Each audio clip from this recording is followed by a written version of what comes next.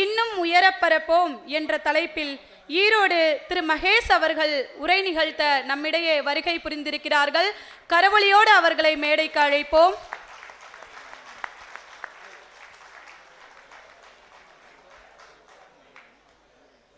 முன்னதாக இந்நிகழ்ச்சியின் முன்னிலையாக அமர்ந்து சிறப்பு செய்ய சௌராஷ்டிரா சேம்பர் ஆஃப் காமர்ஸின் மேனாள் தலைவர் திரு KKG பிரபாகரன் அவர்களை மேடைக்கு அழைக்கிறோம். மேலும் சௌராஷ்டிரா சேம்பர் ஆஃப் காமர்ஸை சார்ந்த திரு SKB சந்திர பிரகாஷ், திரு NS Premkumar, doctor AR Ganesan ஆகியோரையும் மேடைக்கு அழைக்கிறோம்.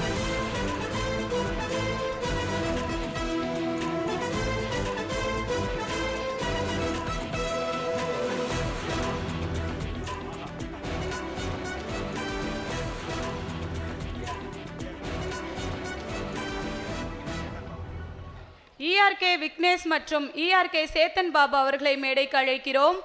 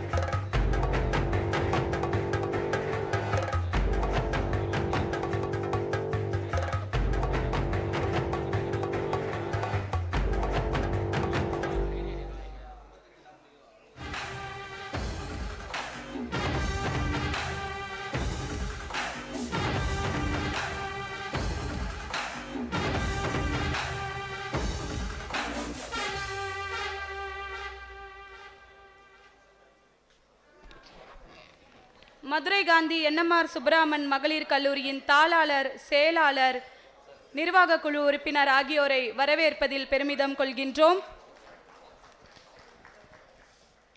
சின்னத்திரை புகழ் ஈரோடு திரு மகேஷ் அவர்களுடைய உரைக்கு முன்னதாக அவர்கள் குறித்து ஒரு சிறு அறிமுகம் காணொளி காட்சியாக. தமிழில் முதுகலை பட்டம் பெற்று தற்போது நவீன தமிழ் கவிதை என்ற தலைப்பில் முனைவர் பட்ட ஆய்வினை மேற்கொண்டு வரும் ஈரோடு திரு மகேஷ் அவர்கள் குறித்து ஒரு சிறு காணொளி தொகுப்பு. மன்னனும் மாசர கற்றோனும் சீர்தூக்கின் மன்னனிற் கற்றோன் சிறப்புடையவன், மன்னருக்கு தன் தேசமல்லால் சிறப்பில்லை, கற்றோர்க்கு சென்ற இடமெல்லாம் சிறப்பு என்பதற்கு இலக்கணமாக திகழும் ஈரோடு திரு மகேஷ் அவர்கள் நிகழ்ச்சி தொகுப்பாளர், சிறந்த நகைச்சுவை நடிகர், சின்னத்திரை புகழ் என பன்முக ஆளுமை கொண்டவர். பள்ளி, கல்லூரி உள்ளிட்ட பல்வேறு அமைப்புகளில் நடந்த பல்வேறு பேச்சு போட்டிகளில் மாநில அளவில் 25 முறை முதல் பரிசு வென்றுள்ள புகழுக்கு உரியவர். விஜய் டிவியின் தொகுப்பாளராக இருந்து நடுவுல கொஞ்சம் டிஸ்டர்ப் பண்ணுவோம், ஜோடி நம்பர் 1, ஒல்லி பெல்லி போன்ற நிகழ்ச்சிகளை தொகுத்து வழங்கியுள்ளார். சன் டிவியில் அதிரடி சிங்கர், நீங்கள் கேட்ட பாடல், அசத்த போவது யாரு போன்ற நிகழ்ச்சிகளிலும் இவருடைய பங்களிப்பு குறிப்பிடத்தக்கது. நடிகர் விக்ரம் பிரபுவுடன் இணைந்து நகைச்சுவை நடிகராக சிகரம் தொடு என்ற திரைப்படத்திலும் நடித்துள்ளார். இந்த திரைப்படம் நார்வே திரைப்பட விழாவில் சிறந்த சமூக விழிப்புணர்வு பிரிவில் பரிந்துரை செய்யப்பட்டு பரிசும் வென்றுள்ளது குறிப்பிடத்தக்கது. பொழுதுபோக்கு நிகழ்ச்சிகளில் மட்டுமல்லாமல் கல்வி சார்ந்த நிகழ்வுகளிலும் இவருடைய பங்களிப்பு போற்றுதற்கு உரியது. ஆம், இவருடைய மறுபக்கம் பலமான பக்கம், அதையும் சற்றே கவனிப்போம்.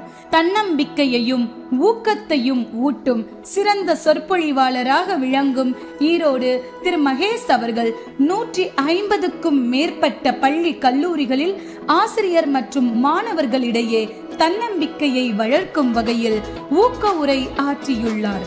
கல்வி நிறுவனங்களில் மட்டுமின்றி டைட்டன் குழுமம், தனிஷ் நகைக்கடைகள், சென்னை சில்க்ஸ், போத்தீஸ், மகேந்திரா போன்ற 20க்கும் மேற்பட்ட தொழில்சார் நிறுவனங்களுக்கும் சென்று அங்கு பணிபுரியும் ஊழியர்களுக்கு ஊக்கமளிக்கும் வகையில் உரையாற்றி வருவதும் குறிப்பிடத்தக்கது. வாசிப்பு பழக்கம் ஒரு மனிதனை அறிஞனாக்கும், பெருமை சேர்க்கும் என்பதற்கு ஏற்ப வாசிப்பு பழக்கத்தை பயிற்சியாக கொண்டிருக்கும் இவர் 2 கவிதை நூல்களையும் 3 தன்னம்பிக்கை நூல்களையும் வெளியிட திட்டமிட்டுள்ளார்.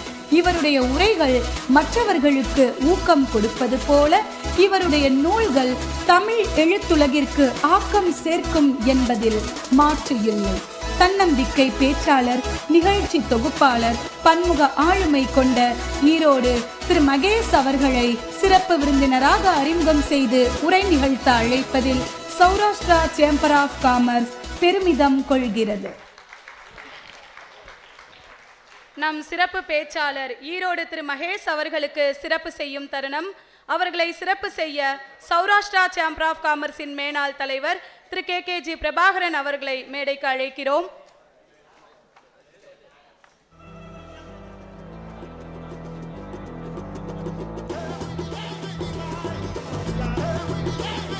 ERK சேத்தன் பாபு மற்றும் ERK விக்னேஷ் பாபு ஆகியோரும் அவர்களுக்கு நினைவு பரிசினை அளித்து கௌரவிப்பார்கள்.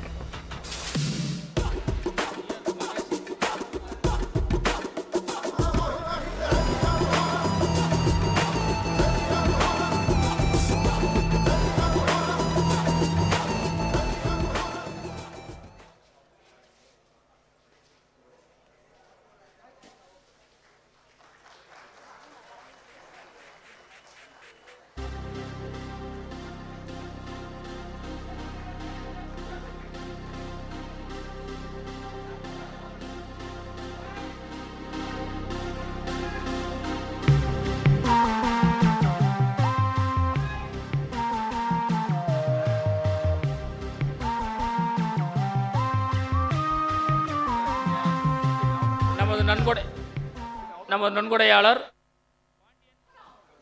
பாண்டியன் சர்பாக்டன்ஸ் கிஷன்சந்த் அவர்களை மேடைக்கு அழைக்கிறோம். அவருக்கு நினைவு பரிசினை வழங்க நமது சிறப்பு விருந்தினர் ஈரோடு மகேஷ் அவர்கள் கரங்களால் வழங்கும்படி கேட்டுக்கொள்கிறோம். பொன்னாடையை நமது தலைவர் அவர்கள் அணிவிப்பார்கள். உங்களது பலத்த கரகோஷத்துடன்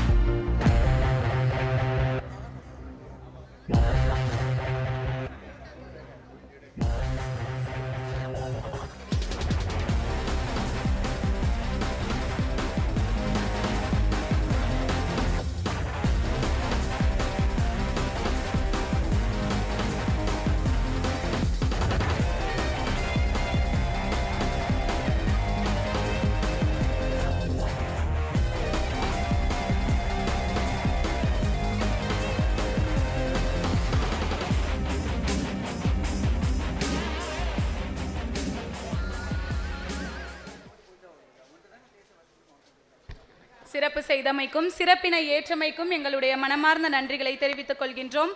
தற்போது நாம் அனைவரும் ஆவலோடு எதிர்பார்க்கும் சின்னத்திரை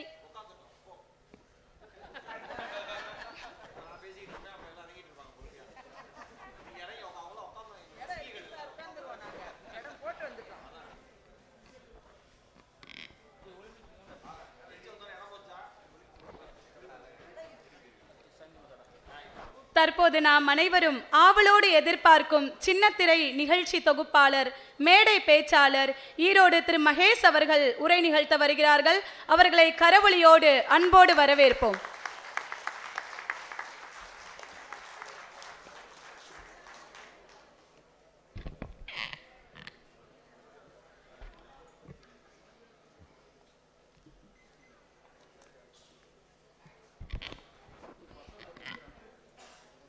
உக்காருங்கம்மா. ஒரு ஃபோட்டோக்கு இவ்வளோ சிரமமா? மகிழ்ச்சி. கரெக்டு.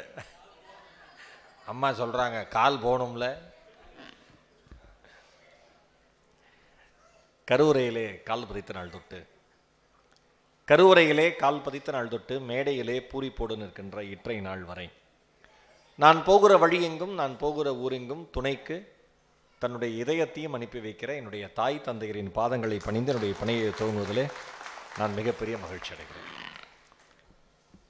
சௌராஷ்டிரா சேம்பர் ஆஃப் காமர்ஸினுடைய அந்த சிட்கான் கருத்தரங்க நிகழ்விற்கு சிறப்பு விருந்தினராக என்னை அழைத்த மரியாதைக்குரிய பிரசிடென்ட் திரு மோகன்ராம் அவர்களுக்கும், என்னுடன் அலைபேசியில் பேசி மிக சிறப்பான ஒரு ஏற்பாடுகளை செய்த மரியாதைக்குரிய சேர்மேன் திரு தினேஷ் சார் அவர்களுக்கும்,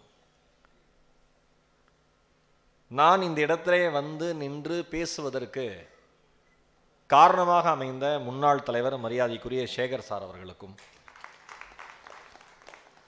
ஃபவுண்டர் பிரசிடென்ட் சீனியர் பிரசிடென்ட் திரு பாலா அவர்களுக்கும், முன்னாள் தலைவர்கள் அத்தனை பேருக்கும், இந்த அமைப்பை சார்ந்த அத்தனை முக்கிய உள்ளங்களுக்கும், மேடையிலே அமர்ந்திருக்கிற அன்புள்ளங்கள் அத்தனை பேருக்கும், என் நிகழ்ச்சிக்காக இன்று சென்னையிலேருந்து வந்த அன்பு சகோதரர் அவர்களுக்கும், நான் அவருக்கு ஷால் போட்டுட்டு நான் மொமெண்டோ நான் கொடுக்குறப்ப அவங்க அப்பா சொன்னார், உங்களுக்காக தான் சென்னையிலேருந்து வந்தானோன்னு எனக்கு பக்குன்னு இருந்துச்சு. இப்போ என்ன பண்ண போகிறோம் நம்ம தெரியலையே, இவ்வளோ தூரம் வந்தது ஒருத்தனை ஒரு ஃபீல் பண்ணுமே அப்படின்னு ரொம்ப மகிழ்ச்சியாக இருந்தது. இவ்வளோ அன்பு உள்ளங்கள் மத்தியில் பேசுகிறது ஒரு ஆகப்பெரிய மகிழ்ச்சி. நேற்று இரவு என்னை சென்னை விமான நிலையத்திலிருந்து அழைத்து இன்று மறுபடியும் இந்த அரங்கத்திற்கு அழைத்து வந்து அன்பு சகோதரர் தம்பி அஜய் அவர்களுக்கும் இந்த இனிமையான காலை நேரத்தில் என் இதயம் நிறைந்த நன்றிகளையும் வணக்கங்களையும் சொல்ல நான் கடமைப்பட்டிருக்கேன். ஒரே ஒரு வேண்டுகோள் அத்தனை பேருக்கும், இருக்கிற இடத்துல உட்காந்துருங்க, பிடிச்சவங்களோட உட்காராதீங்க. ஆமாம், பிடிச்சவங்களோட உட்காந்தா இங்கே என்ன பேசுகிறோன்னு நீங்கள் கவனிக்க மாட்டீங்க. கிடைச்ச இடத்துல உட்காந்தா நீங்கள் நினச்சது உங்களுக்கு கிடைக்கும். இவ்வளோதான் வித்தியாசம் பேச்சில். நம்ம சிக்கலே எங்கே போனாலும் ஒரு கம்ஃபர்ட் ஜோன் நோக்கியே போகிறது. சில பேர் இருக்காங்க, தெரிஞ்ச ஹோட்டலுக்கே போவாங்க பார்த்துறீங்களா, தெரிஞ்ச டேபிள்லேயே அவ்வளோ ஒரு 100 டேபிள் போட்டிருப்பான் ஹோட்டலில், அதே டேபிளில் போய் உட்காருவான். அதில் பெருமை வேற, எப்போ வந்தாலும் எனக்கு இந்த டேபிள் தான். ஏன்னா ஓனர் போகிறது ஒரு தோசை சாப்பிட 70 ரூபா பே பண்ணிட்டு வரப்போகிறோம். இதில் என்ன பெருமை? மனுஷன் எப்பயுமே கம்ஃபர்ட் ஜோன், தெரிஞ்ச சர்வரே இருக்கணும். வேற யாராவது சர்வீஸ் பண்ண வந்துட்டாங்கன்னா அவர் இல்லை, அவருக்கு உடம்பு சரியில்லை, அவருக்கு கைண்ட்னஸ் நாம் நினைக்கிறோம். அதே சர்வர் இன்னொருத்தட்ட கழுவி ஊற்றிருப்பான், அது நமக்கு தெரியாது. வாழ்க்கை அப்படி தானே, நம்மகிட்ட நடந்துக்கிறத வச்சு தானே நம்ம மனுஷங்களை ஜட்ஜ் பண்ணுவோம். பொதுவாக ஒரு மனுஷனை நம்ம ஜட்ஜ் பண்ண முடியும். மனைவியே ஒரு நாளைக்கு பிடிக்குது, கணவனே ஒரு நாளைக்கு பிடிக்குது, அடுத்த நாள் 2 பேருக்கு 2 பேரையும் பிடிக்கல.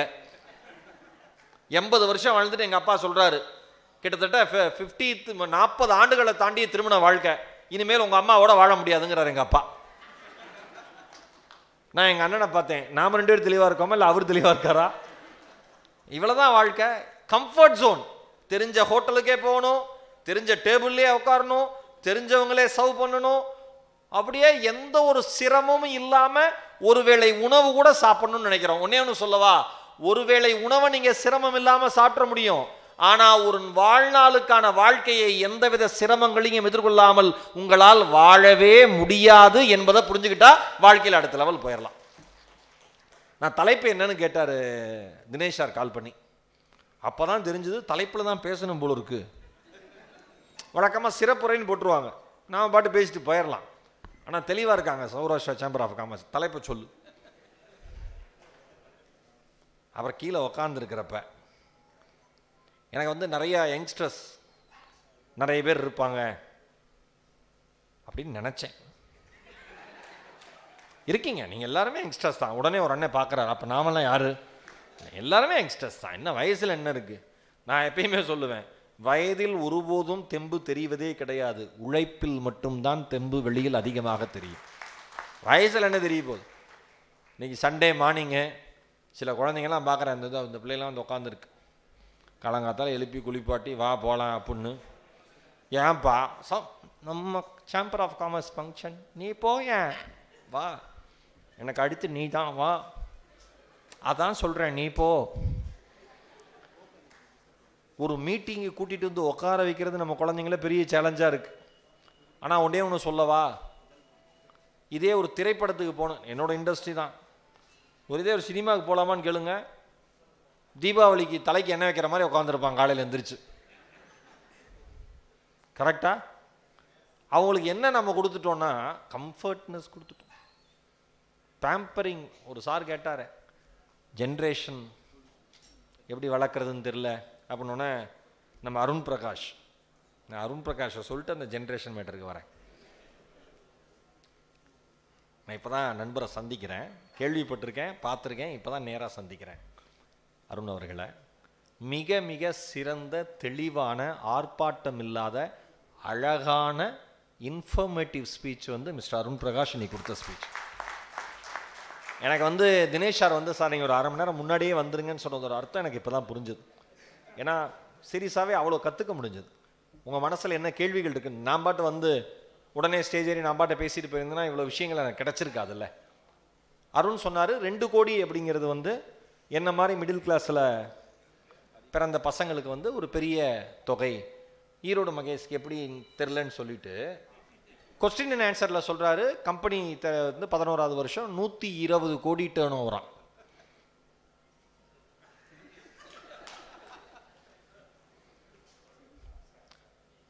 அவ்வளோ இதான் எனக்கு பதிலே சொல்லிட்டேன் நான்.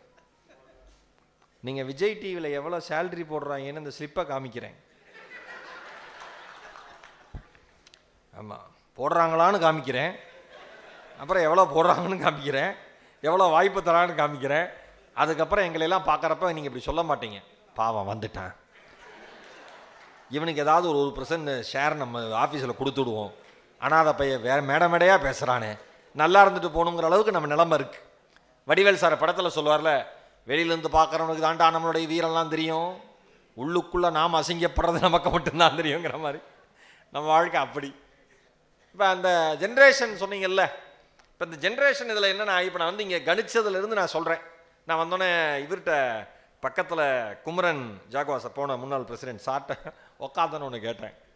சார் ஒரே யங்ஸ்டர்ஸாக இருப்பாங்கன்னு நினச்சி வந்தேன், இங்கே ஒரே ஃபேமிலி க்ரௌடாக இருக்குது, என்ன பேசலான்னு கேட்டேன்.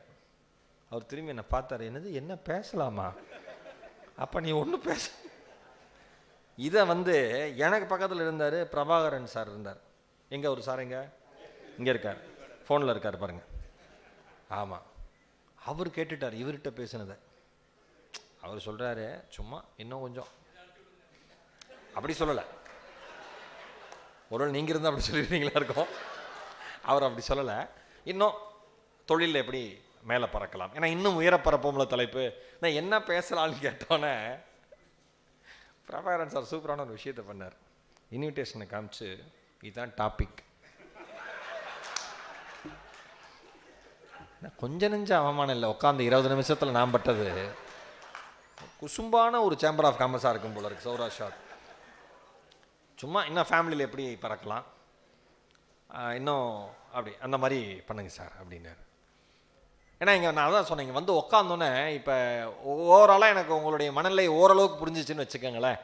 ஏன்னா ஏதோ அம்மா அப்பா ஆசீர்வாதத்தில் இறைவன் அருளில் கல்வி கற்றுத்தந்த அனுபவத்தில் உடனே ஒரு சூழலை கிரகிச்சிக்கக்கூடிய ஒரு சின்ன ஒரு அறிவு நமக்கு ஆண்டவன் கொடுத்துருக்கான். அதனால் அதை வச்சு தான் பொழப்பு ஓடுதுன்னு வச்சுங்க. இப்போ ஒரு 2000 பேர் எனக்கு எழுத்தமாக இருந்தாலும் 2000 பேரும் என்ன மனநிலையில் இருக்கீங்க, என்ன பண்ணிட்டு இருக்கீங்கன்னு என்னால் சொல்ல முடியும். இப்போ யார் ஃபோன் பார்க்குறா, யார் ஃபோன் பார்க்கல, அம்மா உங்களை சொல்லலை சும்மா சொல்கிறேன் நான், யார் ஃபோன் பார்க்குறேன், யார் ஃபோன் பார்க்கல, யார் கேட்குற மாதிரியே உட்காந்துருக்கா, யார் கவனிக்காதது மாதிரி இருந்தாலும் கவனிக்கிறாங்க, இது எல்லாமே நமக்கு தெரியும். நம்ம ஊரில் என்ன பிரச்சனை, முதல்ல இதை சொல்லிடுறேன் அப்புறம் ஜென்ரேஷனுக்கு வரேன். நம்ம ஊரில் என்ன பிரச்சனைனா, தான் அறிவாளின்னு நினைக்கிறது மட்டும்தான் அவனுக்கு பிரச்சனையே. மற்ற யார் பேசினாலும் அவன் கேட்கறது இல்லை, ஆனால் தான் பேசுறது உலகமே கேட்கணும்னு நினைப்பான். அவன் பேர் தான் மனுஷன். எதுவுமே இப்போ அப்போ அவ்வளோ பெரிய பிஸ்னஸ், இப்போ நம்ம ஒரு சமூகத்தில் இருந்து அவ்வளோ பெரிய பிஸ்னஸ் மேனாக வந்திருப்பார். எனக்கு வரப்போ அஜய் சொன்னாப்புல, யார் ஃபவுண்டர் பிரசிடென்ட் சீனியர் பிரசிடென்ட், குட்டி பாலா சார்னாரு. நான் ரொம்ப குட்டியாக இருப்பார் போல இருக்கு, சின்ன பையன் போல இருக்குன்னு நினச்சிட்டு வந்தா தலைவன் கெத்தா உட்காந்துருக்காப்புல. இப்போ அந்த பெயரை வச்சு நம்ம என்ன, எவ்வளோ பெரிய மனிதர், பணியமாம் என்றும் சிறுமை, கரெக்டா? இங்கே எவ்வளோ பெரிய மனிதர்கள், இவ்வளோ பெரிய எவ்வளோ கஷ்டப்பட்டு வந்திருப்பாங்க. அவங்க ஜென்ரேஷனுக்கு பிஸ்னஸ் இப்படி பண்ணுறான்னு சொன்னால் நம்மால் கோச்சுக்கிறான். நீலாம் ட்ரெண்ட்லேயே இல்லை. யாரு அப்பா பார்த்து பையன் சொல்கிறான், பொண்ணு சொல்லுது, நீலாம் ட்ரெண்ட்லேயே இல்லைப்பா, இதெல்லாம் பண்ண முடியாது தம்பி. அவர் உழைக்கலைன்னா நீ இந்த குடும்பத்திலே இல்லை, அதை புரிஞ்சுக்கணும்ல. நீ ட்ரெண்ட்லேயே இல்லை, எல்லாம் எனக்கு பிஸ்னஸே பிடிக்கலப்பா. சரி என்ன பண்ண போகிற? படிக்கிறேன், படி. ஏன் நல்லா மார்க் வாங்கலை? படிக்க முடியலப்பா. சரி பிஸ்னஸ் பண்ண, பிஸ்னஸும் பிடிக்கல. அப்போ நீங்கள் என்ன சொல்லணும்? ஒன்னே பிடிக்கல, கிளம்பு வீட்டிலேருந்துன்னு சொல்லணும். அது சொல்ல முடியாது, பெற்றுட்டோமே. கரெக்டாக? என்ன சிக்கல்னா, பெரியவங்க மற்றவங்க பேசுகிறத கேட்குற பொறுமை கிடையாது, வீட்டில் பெற்றவர்கள் பேசுகிற பொறுமை கேட்குற பொறுமை கூட இன்னைக்கு இருக்கிற ஜென்ரேஷனுக்கு இல்லைங்கிறதான் பிரச்சனை. பிஸ்னஸ் ஃபேமிலிக்கே இருக்கிற ஒரு பெரிய பிரச்சனை எது தெரியுமா? பிஸ்னஸ் ஃபேமிலியிலேயே பிறந்த பசங்களுக்கு பிஸ்னஸ் பண்ண பிடிக்கல. பிஸ்னஸுக்கும் தனக்கும் சம்பந்தமே இல்லாத ஃபேமிலியில் பிறந்தவங்களுக்கு பிஸ்னஸ் பண்ண பிடிச்சிருக்கு. உங்கள் ஃபேமிலியில் யாராவது பிஸ்னஸ் பண்ணாங்களா அருண் சார்? மரியாதை கூட கிடையாது. என் ஃபேமிலியில் ஒருத்தர் கூட ஸ்பீக்கர் கிடையாது. ஆனால் ஸ்பீக்கராகவே வந்துடும். ஸ்பீக்கர் எங்கள் தாத்தா பிஸ்னஸ் பண்ணார், நான் இந்த பரம்பரை பிஸ்னஸ். பையன் என்ன பண்ணுறான் தெரிஞ்சா நான் ஏன் புலம்ப போகிறேன்? அப்படி ஆயிடுச்சு நிலைமை. அப்போ அவங்களுக்கு அறிவுறுத்துறது எப்படி? இதான பிரச்சனை. நான் புரிஞ்சுக்கிட்ட வரைக்கும் சொல்கிறேன். இங்கே இருக்கிற எல்லாருடைய மனநிலை, உங்கள் கேள்விக்கு பின்னாடி இருக்கிற ஒரு உள்ளார்ந்த வருத்தம் அதுதான்.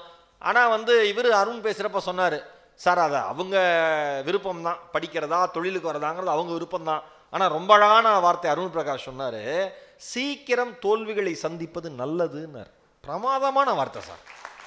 ஆஹா, அட்டகாசமான வாக்கியம் அது.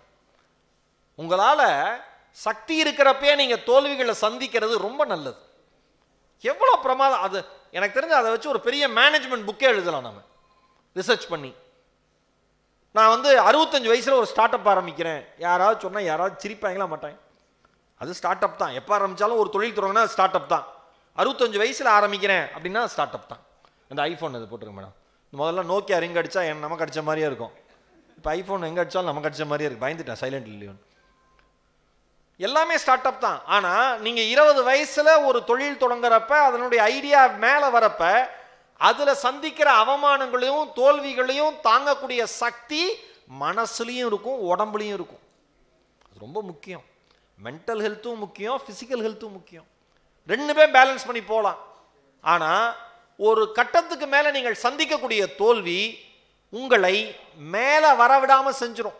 சுவாமி விவேகானந்தர் சொன்னார், ஒரு சார் ஒன்றும் இல்லை சார், எனக்கு தெரிஞ்சு எந்த முக்கியமான காலம் அடுத்த 1 மணி நேரம் வராது சார், நீங்கள்லாம் பேசிட்டு வந்துருங்க ப்ளீஸ். ஏன்னா நீங்கள் ஆனால் அங்கே போய் மெதுவாக தான் பேசணும், கத்தக்கூடாது சொல்லிட்டு ப்ளீஸ் சார். இந்த ஃபோனை எனக்கு என்ன சிக்கல், நான் ஏதாவது ஒன்று வந்துச்சுன்னா அதுலேயே போயிடுவேன். இப்போ சார் எந்திரிச்சு போயிட்டாரா, கால் வந்தோடனே இதுக்கு பேர் தான் அவுட் கோயிங் கால். அந்த மாதிரி வாழ்க்கை என்ன நம்மளுக்கு இந்த ஃபோன் ஒரு சிக்கல் இருக்கு. ஆரம்பித்தா சரி விடுங்க, அது அப்படியே போயிடும் அந்த சைடு. இதான் நமக்கு ஏதாவது ஒன்று டாபிக் வந்ததுன்னா அதில் அப்படியே போயிடும். ஃபோனை கண்டுபிடிச்ச மார்ட்டின் கூப்பர் தானே தலைவா, மொபைல் ஃபோனை கண்டுபிடிச்சது. அவர் சொல்கிறாரு, கண்டுபிடிச்சவன் சொல்கிறான், யூஸ் பண்ணுறவனை பார்த்தா பாவமாக இருக்குங்கிறான். ஏண்டானா சிக்னலே எனக்கு என்ன பெரிய ஆச்சரியம்னா சார், ஒரு எலக்ட்ரிக் ட்ரெயின் வர்றது தெரியாமல் ஒருத்தன் ஃபோன் பேசிட்டு போயிருக்கான்.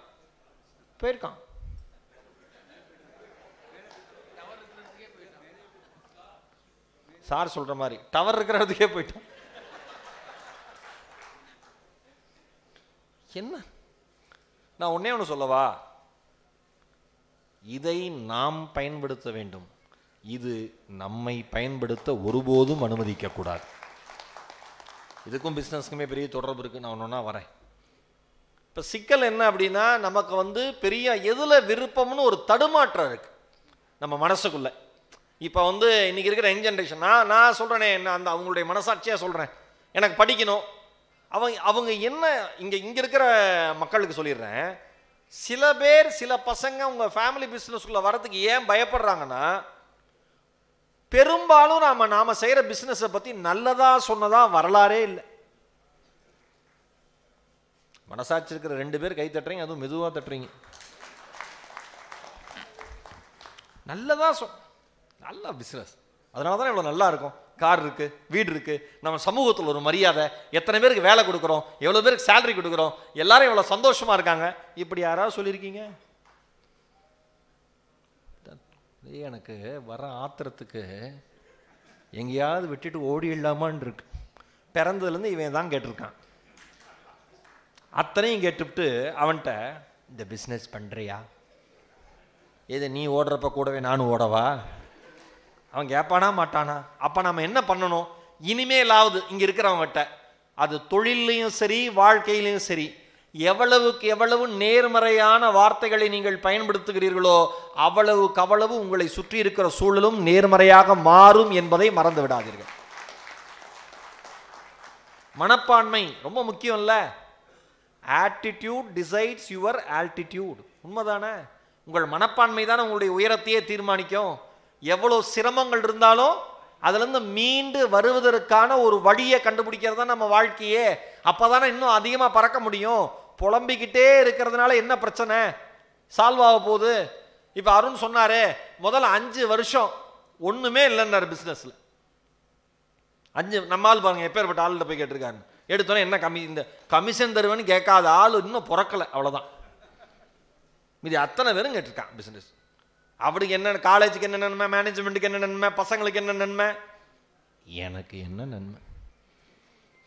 ஒரு கவர்மெண்ட் ஆஃபீஸில் நிறையா லஞ்சம் வாங்குறாங்கன்னு கேள்விப்பட்டு லஞ்ச ஒழிப்புத்துறை அதிகாரி ஒருத்தர் அந்த கவர்மெண்ட் ஆஃபீஸ்க்கு ரைடு போயிருக்கார். எடுத்தோன்னே உள்ளே போயிட வேணான்ட்டு ஒரு பியூனை கூப்பிட்டு அங்கே இருக்கிற கடைநிலை ஊழியர் ஒருத்தரை கூப்பிட்டு கேட்டிருக்காரு, உங்கள் ஆஃபீஸில் யார் யாரெல்லாம் லஞ்சம் வாங்குவாங்கன்னு. அதுக்கு அவன் சொல்லியிருக்கான், சொன்னால் எவ்வளோ தருவீங்கன்னு இருக்கான். இதுக்கு மேலே அவன் ஆஃபீஸை பற்றி ஒன்றுமே தெரிய வேண்டான்னு டீமோட உள்ள இறங்கியிருக்கார். நம்மால் இப்படி தான் 5 வருஷம் ஒன்றும் இல்லை, அவ்வளோ போராட்டம். ஆனால் அந்த 5 வருஷ போராட்டத்தை மனசில் வச்சுக்கோங்க. அடுத்த 5 வருஷத்துக்குள்ள 120 கோடி வந்து இன்னைக்கு பெருமானமுள்ள ஒரு நிறுவனமாக அவருடைய நிறுவனம் மாறி இருக்கு. அப்போ இங்கே இருக்கிற யங்ஸ்டர்ஸ்க்கு நல்லா சொல்கிறேன், நீங்கள் ஸ்டார்ட் அப் ஆரம்பிக்கிறீங்களோ இல்லை உங்கள் அப்பாவோட உங்கள் குடும்பத்தினுடைய பிஸ்னஸ் அடுத்த லெவலுக்கு கொண்டு போகணும்னு நினைக்கிறீங்களோ, நீங்கள் எந்த முயற்சி எடுத்தாலும் ஒரு சிகரத்தில் ஏறி நிற்பதற்கு குறைந்தபட்சம் 10 to 15 ஆண்டுகள் ஆகும் என்பதை மட்டும் ஒருபோதும் மறந்து விடாதீர்கள். ஒரு டிகேட் படிச்சே ஆகணும், வாழ்க்கையை படிச்சே ஆகணும். 15 வருஷம் என்னுடைய மேடை அனுபவம் தான் இன்னைக்கு டிவியில் ஒரு ஆங்கரா ஸ்டேஜில் மோட்டிவேஷன் ஸ்பீக்கராக நிற்க வைக்குது. யார் எப்படி என்ன கேட்டாலும் சமாளிக்கிற அளவுக்கும் அதை பற்றி பேசுகிற அளவிற்கும் ஒரு ஆற்றல் வருதுன்னா காரணம் 15 வருஷம் உழைப்பு. தினமும் படிக்கணும். இப்போ என்ன சிக்கல்னா, இப்போ யூடியூப்ல லைவ் ஸ்ட்ரீம் போகுது கரெக்டா? இப்போ இந்த ப்ரோக்ராம் பார்த்துட்டு நல்லா இருக்குன்னு நம்ம சௌராஷ்டிரா சேம்பர் ஆஃப் காமர்ஸ்ல ஒரு 10 நல்ல மனுஷங்க அவங்க ப்ரோக்ராமுக்கு என்ன கூப்பிடுறாங்கன்னு வச்சுக்குவோம். இப்போ இந்த லைவ் ஸ்ட்ரீம்ல பேசுனதை பார்க்குறாரு ஒருத்தர், அவர் ஒரு 4 பேர் பார்த்துக்கிட்டு இருக்காங்க, அவங்க கூப்பிடுறாங்க. இப்போ நான் இதே பேச்சை போய் அவங்க கம்பெனிக்கும் பேசுனா அந்த லைவ் ஸ்ட்ரீமை அவங்க எல்இடியில் ஓட விட்டு அவங்களே உட்காந்து பார்த்துப்பாங்களே. அப்போ ஒவ்வொரு மேடைக்கும் ஒவ்வொரு பேச்சுக்கும் நான் புதுசாக தயார் பண்ண வேண்டியிருக்கு. குறைந்தபட்சம் ஒரு 75% புதிய செய்திகளை பேச வேண்டியிருக்கு. இன்னொன்று நல்லா ஞாபகம் வச்சுங்க, என்னைக்கு ஃபோன் கையில் வந்ததோ அன்னைக்கே காமெடியனுக்கும் ஸ்பீக்கருக்கும் மிகப்பெரிய சேலஞ்ச். வேலையெல்லாம் போச்சுன்னு ஏன் சார் அழிக்கிறீங்களே சார், நீங்கள் எப்படி நல்லது சொல்லிடலாம் அடிச்சு விட்றேங்கிறீங்க, வேலையெல்லாம் போச்சுங்கிறீங்க. சார் ரொம்ப எக்ஸ்ட்ரீமில் இருக்கார். நான் ஒரு 2 மாதம் விஜய் டிவியில் வரலைன்னா இப்போ ஒரு 2 மாதம் ரெகுலர் ஷோ எதுவும் இல்லை, ஸ்பெஷல் எபிசோட்ஸ் தான் பண்ணுறேன்னு வச்சுங்களேன். என்னை பார்த்து ஒருத்தர் கேட்குறாரு, எப்படி போகுது?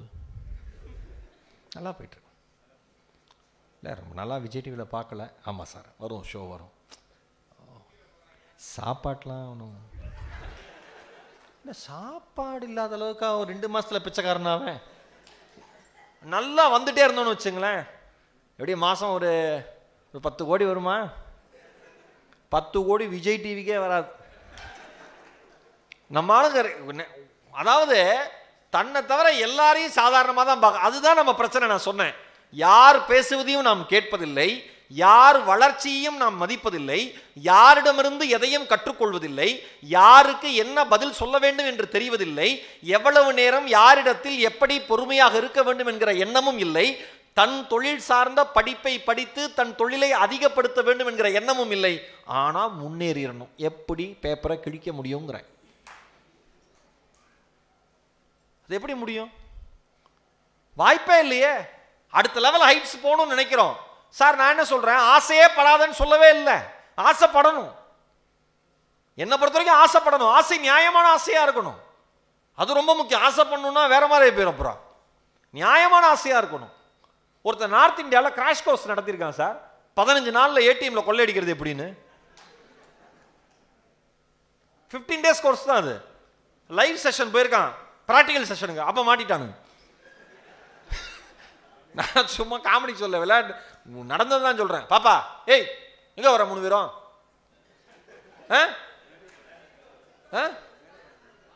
புரியல. மேம் அவங்களே வருவாங்க, போய் உட்காரு போ. மேம் என்ன 88 வயசு அவங்க மேமுக்கு. கை பிடிச்சி கூட்டு வரணுமா? ஓடு மேலே ஓடு. நல்லா வாத்தியார் வேலை பார்த்தவன், யாரையும் வெளில விட மாட்டேன். இல்லைன்னா ஒரு ஆள் போ, ஒரு ஆள் போய் கூட்டு வா. ஒரு ஆள் போனோன்னா அப்படி நான் தப்பிச்சேன்னு போகுது. அது போ, இதான் உன் தோழியோடது பார்த்துக்க. போட தங்க மேலே உட்காருங்க, கவனிங்க தங்க, போங்க. அந்த பக்கத்தில் போடுற பொண்ணு சொல்லுது, நான் அப்பவே சொன்னேன் கேட்கல. எஞ்சி போனா இருந்தாலும் இப்படி தாண்டி சொல்லுவான். சார் நான் என்ன சொல்கிறேன், மனுஷனுடைய மனசு ஒரு சார் இது இந்த நம்ம சிட்கான் எவ்வளோ நாளைக்கு ஒரு தடவை நடக்கிற விஷயம் தினேஷ் சார்? 2 வருடத்திற்கு ஒரு முறை சௌராஷ்டிரா சேம்பர் ஆஃப் காமர்ஸ் நடத்துகிற ஒரு நிகழ்வுக்கு எத்தனை நாள் சார்? 3 நாட்கள். இந்த வருஷம் 5 நாளாக இருக்கு. 2 வருஷத்துக்கு ஒரு முறை உங்கள் நன்மைக்காக, சமூகத்தின் நன்மைக்காக நடத்தப்படுகிற இந்த நிகழ்வுக்கு முழுமையாக அமரக்கூட முடியாத நம்மால் எப்படி வாழ்க்கையினுடைய உயரத்தை எட்ட முடியும் என்பது கேள்வி. பேஷன்ஸே இல்லை. வாழ்க்கையே அவனுக்கு ஷார்ட்ஸ்மாக இருக்கணும்னு நினைக்கிறான். பார்க்கணும், முடிஞ்சிடணும், பார்த்துனே இருக்கான். வியாதி பிடிச்சவனுங்க எல்லாம் 2.5 மணி நேரம் ரீல்ஸ் ஷார்ட்ஸ் பார்த்துட்டு நல்லா இல்லைன்னு ஃபோனை வைக்கிறான்.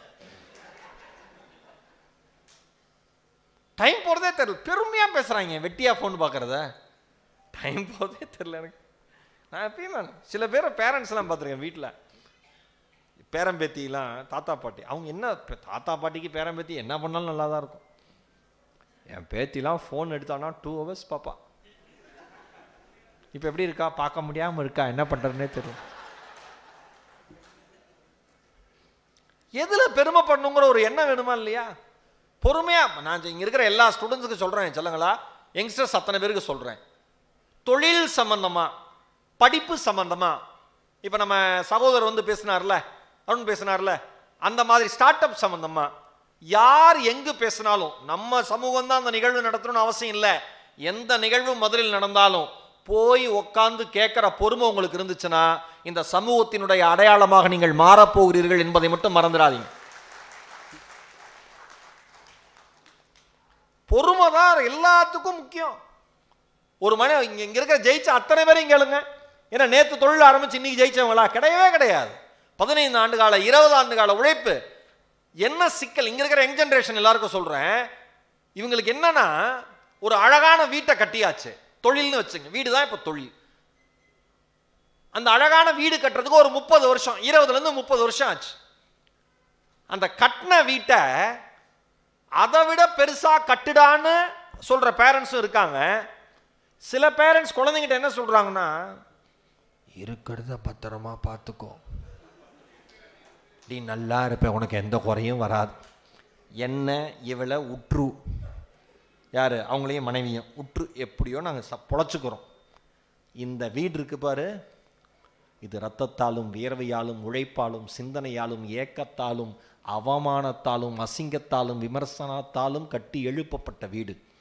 இந்த வீட்டை காப்பது நம் பரம்பரையினுடைய கடமை என்று எந்த இளைய சமுதாயம் உணர்ந்து கொள்கிறதோ அவர்கள் வாழ்க்கையில் சிறந்த நிலைக்கு வருவார்கள்.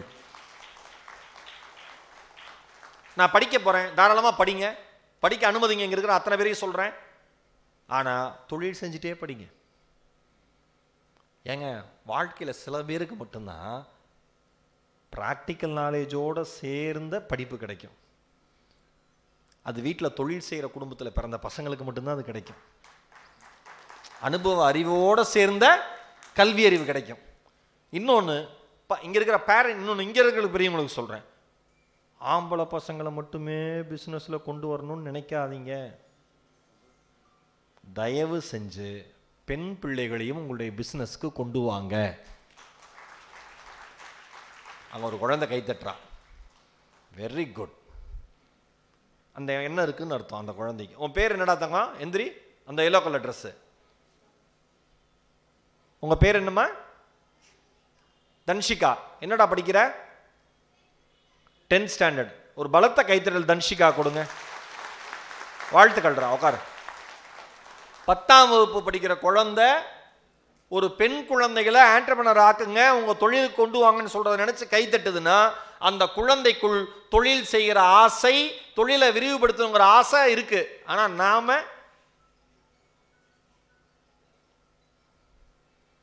எல்லாம் அவன் பார்த்துப்பான், பண்ண மாட்டான்.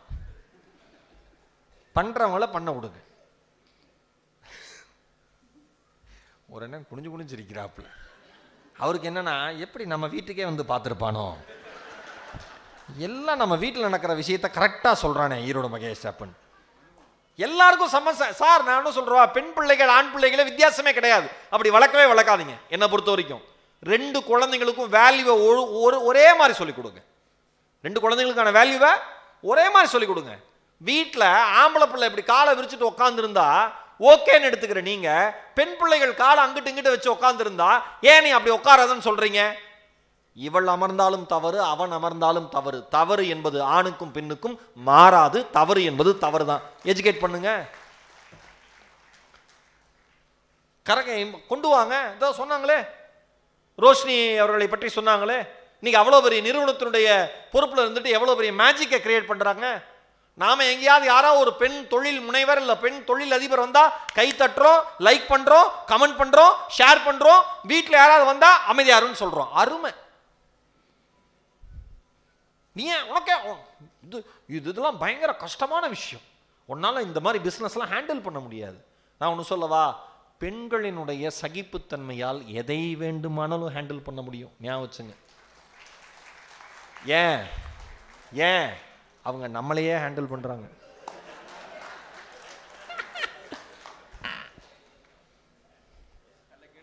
நல்லா கண்ணை மூடி இந்த நிகழ்ச்சி இந்த செஷன்லாம் முடிஞ்சு நீ நைட்டு வீட்டுக்கு போய் கண்ணை மூடி 10 நிமிஷம் அப்படியே நம்ம யோசிச்சோம்னா நமக்கே கொஞ்சம் அசிங்கமாக இருக்கும்.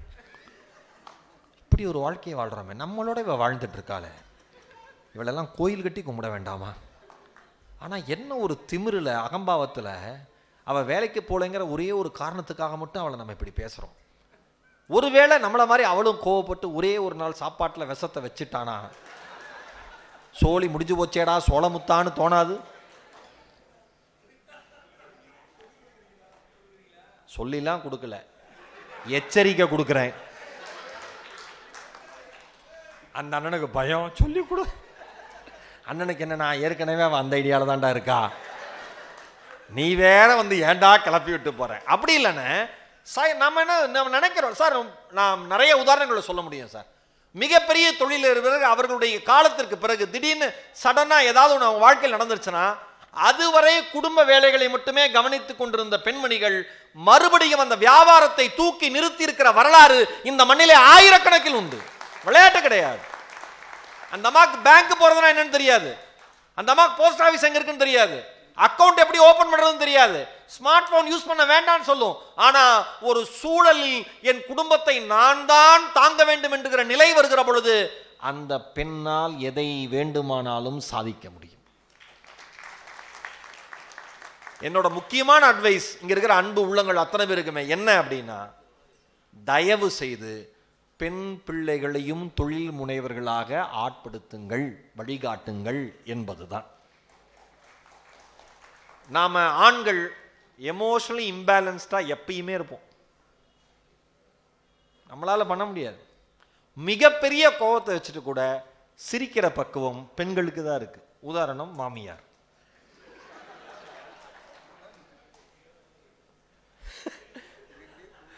ஒரு ஐயா தலையை சொல்கிறார், ஐயோ எல்லா விவகாரமும் சொல்லுவான் போல இருக்கே.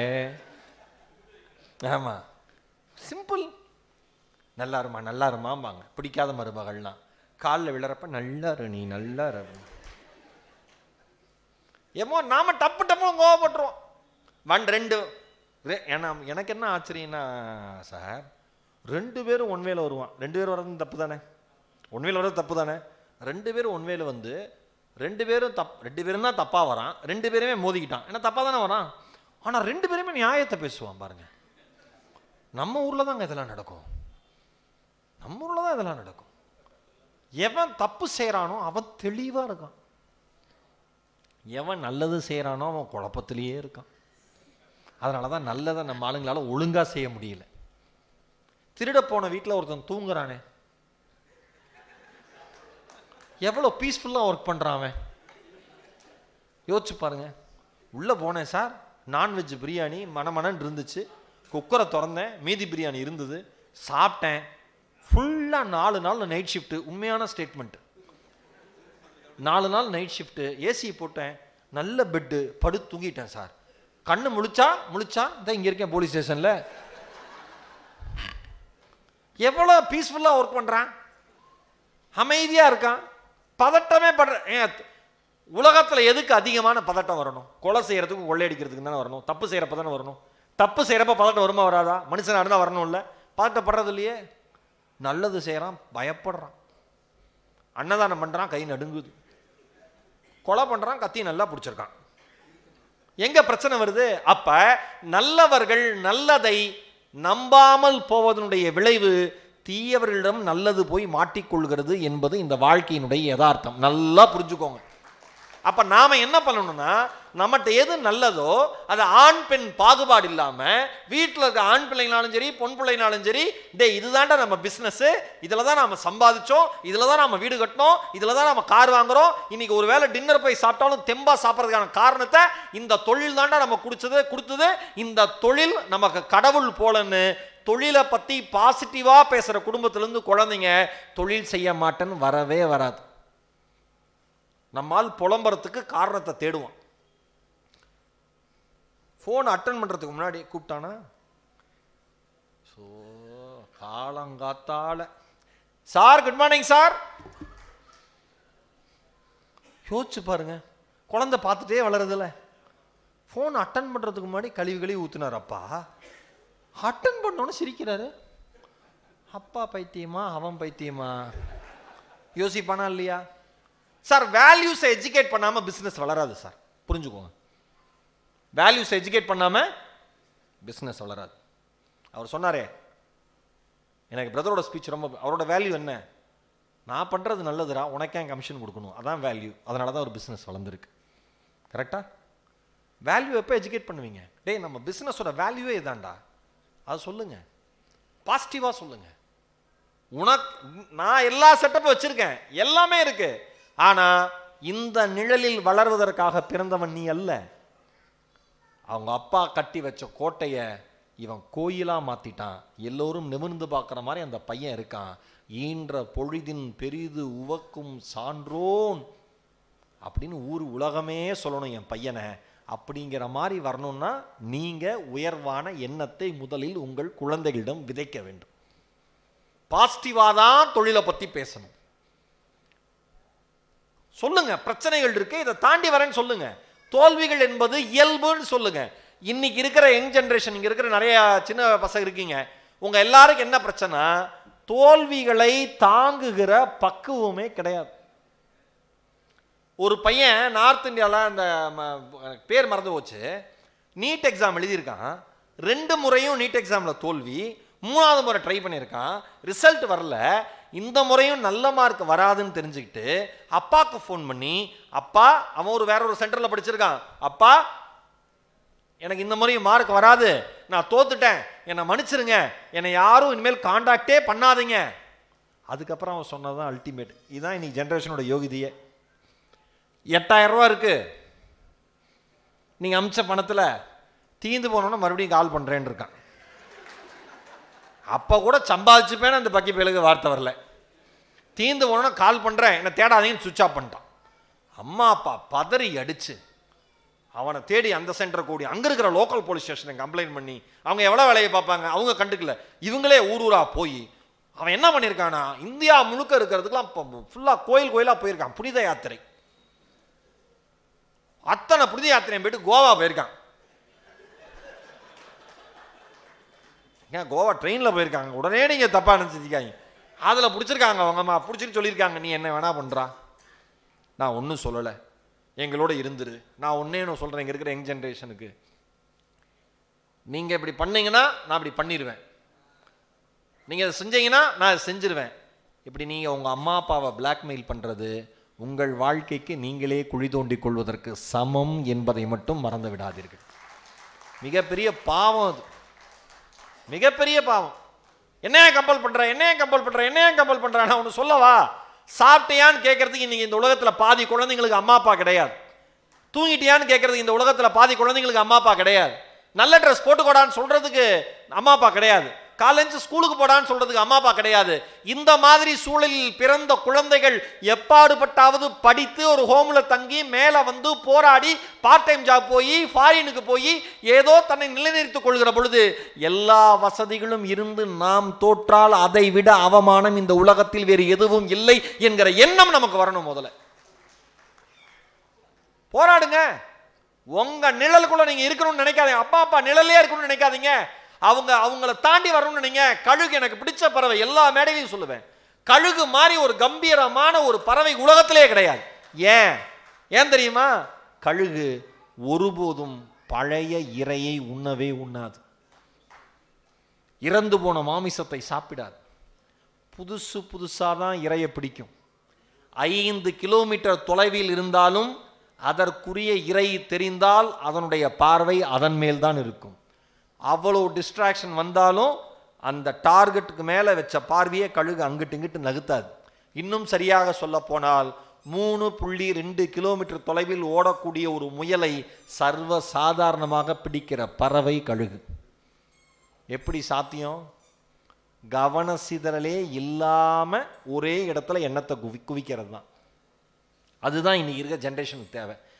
இன்னொன்று, நம்ம அம்மா அப்பாக்கலாம் இவங்க எல்லாருக்கும் கிடைச்ச கிஃப்ட் என்னன்னா, ஃபோனே இல்லாத உலகத்தில் பிறந்து ஃபோன் இருக்கிற உலகத்துக்குள்ளே வந்ததுனால அவங்களுக்கு அட்வைஸ் அதிகமாக பண்ண முடியும். அவர் சொன்னார்ல, ஃபோன் பார்க்காதுன்னு சொல்ல முடியாது, ஆனால் எப்படி பார்க்கணும்னு சொல்ல முடியும். யூடியூப் பார்க்காதுன்னு சொல்ல முடியாது, எப்படி பார்க்கணும்னு சொல்ல முடியும். நாமெல்லாம் வந்தேரிகள், டெக்னாலஜி வேர்ல்டுக்கு நாமெல்லாம் வந்தேரிகள். இந்த குழந்தைங்களாம் ஸ்மார்ட் ஃபோன் யுகத்தில் பிறந்த குழந்தைங்க, அது இல்லாமல் வாழவே முடியாது. தவறு அது இல்லாமல் வாழும்னு சொல்கிறதும் நீ எப்படி பயன்படுத்தணும்னு சொல்லணும், அவ்வளோதானே. ஏங்க தண்ணி இருக்குது, குளம் நிறைய தண்ணி இருக்குது, குளிச்சுட்டு வான்னு சொல்கிறோம்ல, குளிச்சுட்டு வா, நீச்சல் அடின்னு சொல்கிறீங்கள. நீச்சல் அடித்தா குளம் ஜாலியாக இருக்கும், தண்ணி ஜாலியாக இருக்கும், ஆறு ஜாலியாக இருக்கும், கடல் ஜாலியாக இருக்கும். நீச்சல் அடித்தா, நீச்சல் தெரிலனா அது காலியாக இருக்கும், நம்ம ஜாலியாக இருக்கும், இப்போ காலியாகிடுவோம், நம்ம முடிஞ்சு வச்சு கதை. கரெக்டாக அதே மாதிரி தான் சோஷியல் மீடியா. நீ சோஷியல் மீடியாவில் நீச்சல் அடிக்கிறது எப்போ உனக்கு பயிற்சி மாதிரி நீ நீச்சல் அடிக்க கற்றுக்கிட்டீங்கன்னா நீ ஜெயிச்சிருவ.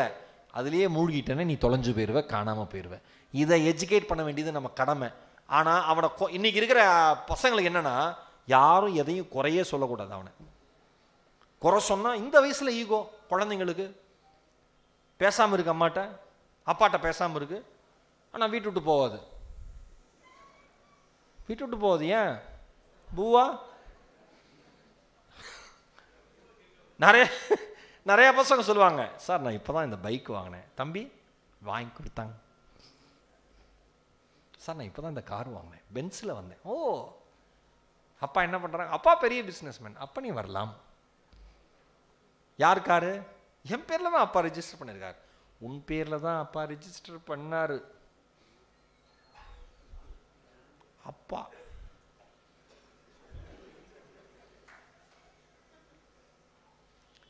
நம் உழைப்பில் இருந்து வாராத எதுவும் நமக்கானது ஆகாது என்கிற தெளிவு யாரிடம் இருக்கிறதோ அவர்கள் வாழ்க்கையில் தோற்று போனதாய் வரலாறே கிடையாது. அந்த தெளிவு தான் நமக்கு பிரச்சனை. இப்போ ரெண்டு நம்ம ஆரம்பத்தில் சொல்கிறோம் பாருங்க, ஒரு சைடு பிஸ்னஸ் பண்ணணும்னு நினைக்கிற மனிதர்கள், இன்னொன்று பிஸ்னஸ் பண்ணிட்டு இருக்கிற குடும்பங்கள். இந்த குடும்பத்திலேருந்து அடுத்த ஜென்ரேஷனுக்கு பிஸ்னஸுக்கு ஆள் வரத்துக்கு தடுமாறுறாங்க. இல்லை அவங்களுக்கு பிடிக்கல, அவங்க விருப்பம் வேற மாதிரி இருக்குது.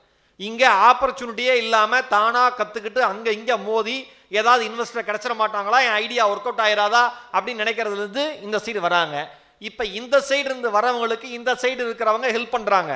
ஆனால் இந்த சைடு இருக்கிறவங்களுக்கு நம்ம யார் யாருக்கோ ஹெல்ப் பண்ணுறோமே, நம்ம ஜென்ரேஷன்லேயே பிறந்த குழந்தைங்க நம்ம பிஸ்னஸாக பார்க்காதா, அதுங்க ஒரு பிஸ்னஸ் ஆரம்பிக்காதாங்கிற ஏக்கம் இருக்குது. அப்போ நீங்கள் என்ன செய்யணும்னா, நான் ஒரே ஒரு சின்ன அட்வைஸ், இதை நம்ம அருண் கூட ஏற்றுப்பார் நினைக்கிறேன். பிஸ்னஸ் சம்பந்தமான கான்ஃபரன்ஸ் எங்கே நடந்தாலும் உலகத்திலேயே தமிழ்நாட்டில் மட்டும்தான் பிஸ்னஸ் சம்பந்தமாக எதையுமே கேட்காம பிஸ்னஸ் பண்ணுவாங்க. நான் இப்படி ஒரு அட்டகாசமான பிஸ்னஸ் பீப்புளை வாழ்க்கையில் பார்த்தது கிடையாது. எனக்கெல்லாம் தெரியும் சார், 40 வருஷமாக நடத்துகிறேன், அதனால தான் சொல்கிறேன். அப்படியே இருக்க வா, அப்கிரேடே இருக்காது. நான்லாம் கம்ப்யூட்டர் நம்பவே மாட்டேன் சார். இன்னும் சொல்கிற ஆளுங்க எனக்கு தெரியும். என்ன பண்ணுவீங்க, எழுதினே இருப்பேன். எழுத ஓலைச்சுவடி போயிருங்கிறேன், ஆணி வச்சு கிறுக்கி நேரு நடக்காது. அப்டேட்டு அப்கிரேடு பண்ணியே ஆகணும். இன்னைக்கு வாழ்க்கையில் இல்லைன்னா பிஸ்னஸ் பண்ண முடியாது. ஒன்னே ஒன்று சொல்லவா சார், வெளியில் இருக்கிறவங்களாம் நம்மளை ரசிக்கிறதுக்கு சில கவர்ச்சி நமக்கு தேவைப்படுதா? நல்ல காரில் வந்து இறங்கணும், நல்ல ட்ரெஸ்ஸு போடணும், நல்ல ஷூ போடணும், நல்ல வாட்ச் கட்டணும், இப்படி சில கவர்ச்சி தேவைப்படுதா? ஆனால் இன்னைக்கு சூழல் எப்படி தெரியுமா ஆயிடுச்சு, நம் குடும்பத்தில் இருக்கிற நாம் பெற்ற குழந்தைகளே நம்மை ரசிப்பதற்கும் சில கவர்ச்சி அவர்களுக்கு தேவைப்படுகிறது. நல்லா ஞாபகம் வச்சுங்க, ஆழமான அழுத்தமான வாக்கியம் அது. உங்கள் குழந்தைகளே உங்களை ரசிப்பதற்கு சில கவர்ச்சி தேவைப்படுது. என்ன கவர்ச்சி?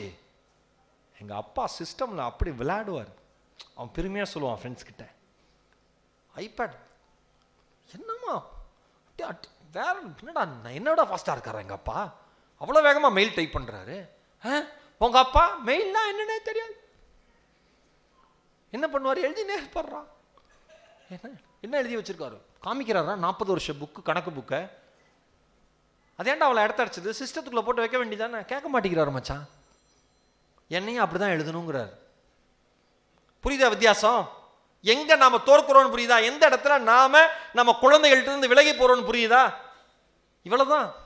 அவன் அப்டேட் எதிர்பார்க்குறான், நீங்கள் பண்ணிக்கோங்க, என்ன பெரிய பிரச்சனை நமக்கு, அந்த கவர்ச்சி அவன்கிட்ட காமிச்சிட்டு போங்களேன்.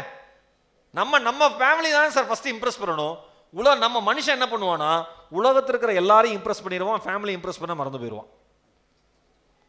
உலகத்தில் இருக்கிறவங்களாம் பாராட்டுவான், சார் மாதிரி ஆளே கிடையாது, வீட்டுக்கு வாங்க அந்த மனுஷனை பற்றி பேசுனா வெட்டிடுவேம்பாங்க. அப்படி கைண்டாக இருப்பான். வெளியில் யாராவது வந்தாங்கன்னா கார் கதவை திறந்து விடுவான், கதவை மூடி போயிட்டு வாங்க சார். வீட்டில் சோஃபாவில் உட்காந்துருப்பார், தண்ணி எடுத்துன்னு வா. ஏன்னா அவர் வீடு மைசூர் பேலஸ், பாவம் நடந்து போனால் 1 கிலோமீட்டர் ஆகும். 4 தப்படி வச்சா கிச்சன் வரப்போகுது, தண்ணி எடுத்து குடிக்கலாம்ல. அந்த அம்மா மா அப்படின்னாலே அந்த அம்மாவுக்கு தெரியும் ஏதோ ஒன்று கேட்குது. என்னங்க அப்படின்னு அங்கேருந்து தண்ணி வரேன் உடனே கொண்டு வந்து அந்த அம்மா கொடுக்கும். ஆனால் வேணும்னே ஒரு 3 நிமிஷம் டிலே பண்ணும். ஏன் 3 நிமிஷம் டிலே? ஆண்கள்லாம் நல்லா புரிஞ்சுக்கோங்க, புத்தி நமக்கு வருதா இல்லையான்னு செக் பண்ண. நமக்கு இன்னைக்கு வந்திருக்கு. ஆனால் வெளியில் பாருங்க, யாராவது நம்ம கடைக்கு கிளைண்ட் யாராவது வந்தா, நீங்கள் உட்காருங்க சார், நீங்கள் உட்காருங்க சார், நான் நிற்கிறேன். ஏன்? அங்கே துட்டு வருது. நான் வரேன் சார், நீங்கள் ஏன் சார் அலையிறீங்க? நான் வரேன், நான் வந்து பார்க்குறேன். ஏங்க சொந்தக்காரன் கல்யாணத்துக்கு போகணும், போயிட்டு வா. டிரைவர் நீங்கள் தான் வந்துட்டா, என்னால் முடியாது, ஆட்டோ பிடிச்சி போ, கேப் பிடிச்சி போ, முடியாது சார். ஒன்றே ஒன்று சொல்கிறேன் சார், நீங்கள் யார் வெளியில் நீங்கள் யாராக இருக்கிறீர்களோ வீட்டிலும் அதுவாக இருங்கள். வீட்டில் எதுவாக இருக்கிறீர்களோ வெளியிலும் அதுவாக இருங்கள். வாழ்க்கை வேறு லெவலில் இருக்கும். இந்த பிஸ்னஸ்மேனுக்கு என்ன பெரிய பிரச்சனைனா, நம்ம ஃபுல் ஸ்ட்ரெஸ்ஸையும் கொண்டு வந்து வீட்டில் தான் காமிப்போம். எங்கள் அப்பா இதுக்கு ஒரு டயலாக் வச்சுருப்பார், செல்லும் இடத்தில் சினம். எங்கே கோபம் செல்லுபடி ஆகுதோ அங்கே அந்த கோபத்தை காமிக்கிறது. மற்ற இடத்துல இப்போ உங்களுக்கு மேலே ஒருத்தர், எல்லாருக்கு மேலே ஒருத்தர் இருக்கார்ல, இப்போ அவர்கிட்ட பேசுகிறப்ப நம்ம மரியாதையான பேசி ஆகணும். நீ என்ன பேசினாரு, வெயிட் ஆஃப் பண்ண அப்படின்னு ஒருத்தர் சொல்லி பாருங்க கிளைண்ட்டுக்கிட்ட, முடிஞ்சது, அவ்வளோதான். நம்ம வீட்டில் சொல்லலாம், எடுத்துட்டு வா போலாம், குழந்தை ஓடிடுவான், போடா நீ வேற, அவன் சும்மா ஓடி போகிறான், சும்மா ஓடி போகிறான், போ எங்கடா ஓட, அப்பா அவன் நிற்கிறான், சரி அப்பாவுக்கு பிடிக்கல ஓடுறது, நிற்போம். ஏன்டா நிற்கிற, நீ தான் ஓடாதன்னு சொன்ன, ஓடாதன்னு சொன்னா நிற்பையா, போ போய் படுத்துட்றான், வேண்டாண்டா வாழ்க்கையே இந்த வாழ்க்கையே, எட்டி பார்க்குறாரு, பெட்ரூமில் படுத்துருக்கான ஏசி போட்டு, தூங்கு, என் வயிற்றுச்சல் ஒன்று சும்மா விடாது, நல்லா தூங்கு, நான் உழைக்கிறேன் நாய் பையா, ஏசி போட்டு தூங்கு. இப்போ அவன் என்ன பண்ணணும்னு நீங்கள் எதிர்பார்க்குறீங்க, நான் கேள்வி கேட்குறேன். அவன் ஓடணுமா, படிக்கணுமா, உக்காரணுமா, தூங்கணுமா, குழப்பம் இருக்கா? நான் என்ன சொல்கிறேன், வெளியில் இருக்கிற எல்லா ஸ்ட்ரெஸ்ஸையும் கொண்டு வந்து உள்ளுக்குள்ளே கொட்டுவதற்கான இடத்துக்கு பெயர் குடும்பம் அல்ல. யாரும் எனக்கு ரொம்ப பிடிச்ச வார்த்தை, வெளியில் செருப்பை கழட்டி விட்டு வீட்டுக்குள் வருவது போல் வெளியில் இருக்கிற வெறுப்பையும் கழற்றி விட்டு வீட்டுக்குள் நுழைகிற மனிதன் குடும்பத்தில் தோற்றதாய் வரலாறு கிடையாது.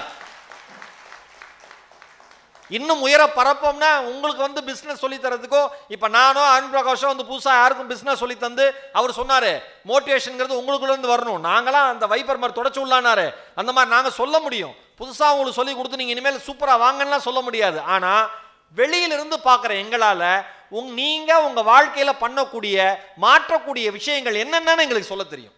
அதை தான் நான் கிளியர் பண்ணுறேன். இதை ரியலைஸ் பண்ணி ஒரு 4 பேர் மாறினீங்கன்னா இன்றைய சுதந்திர தினத்தன்று எனக்கு கிடைத்த மாபெரும் வெற்றியாக நான் அந்த வெற்றியை தான் பார்த்தேன்.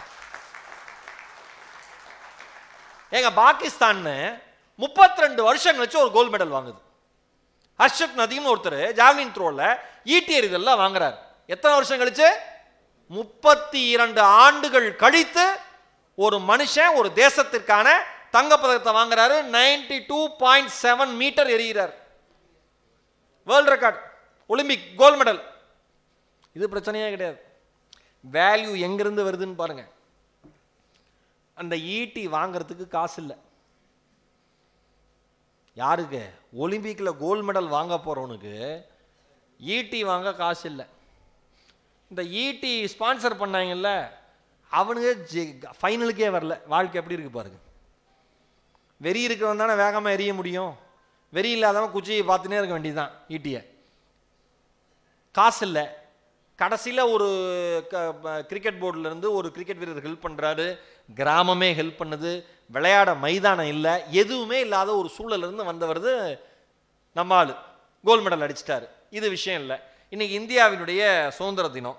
இந்த சுதந்திர தினத்தில் பாகிஸ்தான் நம்மால் மனு பார்க்க 2 கோல் வாங்கினாங்களே வெங்கலம், 2 மெடல், அதை பற்றி பேசலாம். ஆனால் இந்த இடத்துல இந்திய சுதந்திர தினத்தன்னைக்கு பாகிஸ்தான் வீரர் வாங்கின ஒலிம்பிக்கோட தங்க பதக்கத்தை பற்றி ஏன் ஈரோடு மகேஷ் பேசுகிறேன்னா, அவருக்கு முழங்கை முழங்கால் முதுகு பிரச்சனை, அவ்வளோ பிரச்சனை, அதுக்கு மேலே தாண்டி ஒன்றா வராரு. இது எல்லாம் ஓகே, கஷ்டப்பட்டான் வந்தான் மனுஷன், வேற லெவலில் அடிச்சிட்டாரு. ஹர்ஷத் நதீம் அடிச்சிட்டாரு கோல்டு மெடலை, அது பிரச்சனை இல்லை. அதுக்கு அடுத்து ஒருத்தர் வாங்கினான், யாரு? நம்மால் நீரஜ் சோப்ரா வாங்கினாரு. எல்லாரும் கோல்டு வாங்குவாங்கன்னு நினைச்சாங்க. இந்த ஹர்ஷத் நதீமும் 2015 ஜாவ்லின் த்ரோல இருக்காரு. 2015 ஈட்டி எறிதல் போட்டியில் கலந்துகிட்டு இருக்கிற ஒரு பிளேயர், அந்த பாகிஸ்தான் பிளேயர். இவருக்கும் நல்லாவே தெரியும். அவர் ஜெயிச்ச உடனே நீரஜ் சோப்ராவோட அம்மா சொன்னாங்க, என் குழந்தை மாதிரி தான் அந்த குழந்தையும் அவனுடைய வாழ்க்கையில் நிறைய சவால்களை சந்தித்திருப்பான். என் குழந்தை மாதிரிதான் அந்த குழந்தையும் வாழ்க்கையில் நிறைய சவால்களை சந்தித்திருப்பான். அந்த குழந்தை வென்றது என் மகன் வென்றது போல.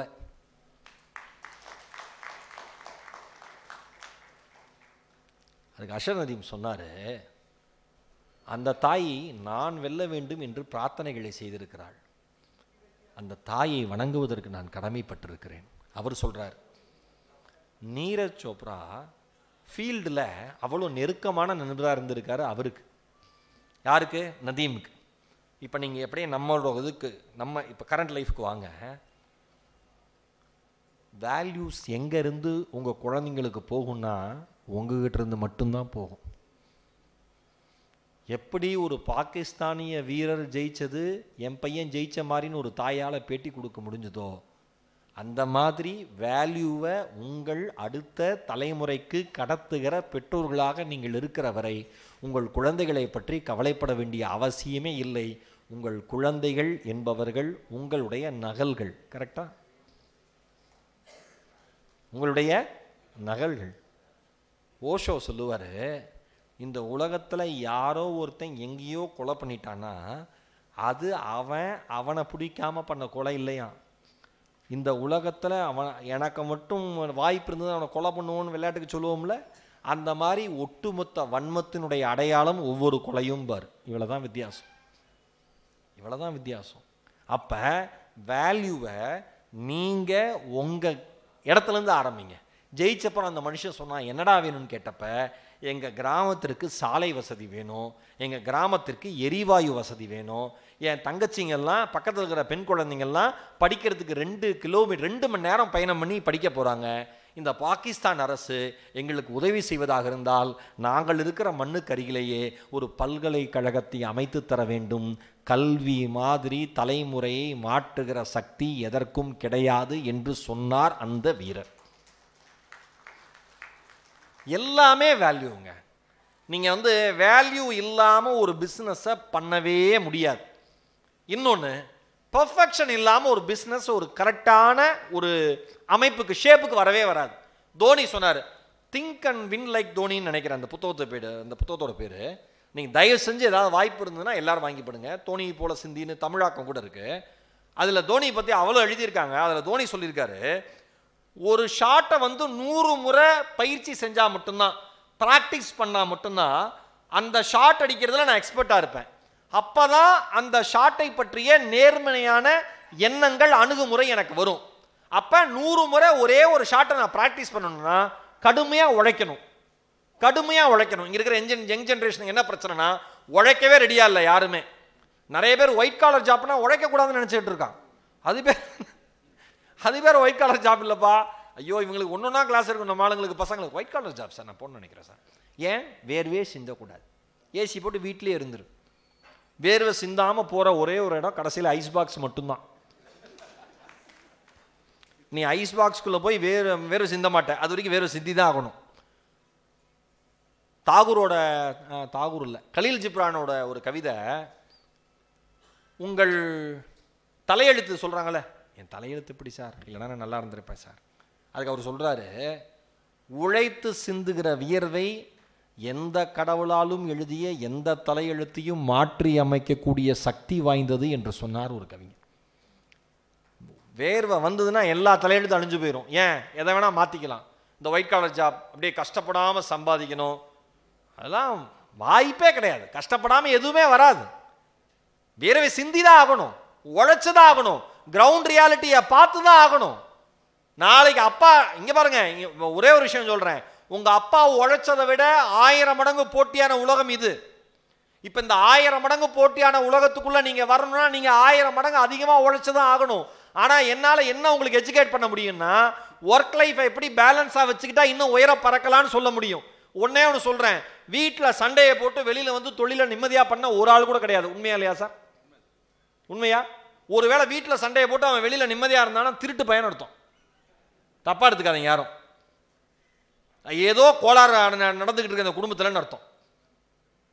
வீட்டில் நிம்மதி இல்லைன்னா வெளியில் உங்களால் நிம்மதியாக இருக்க முடியாது.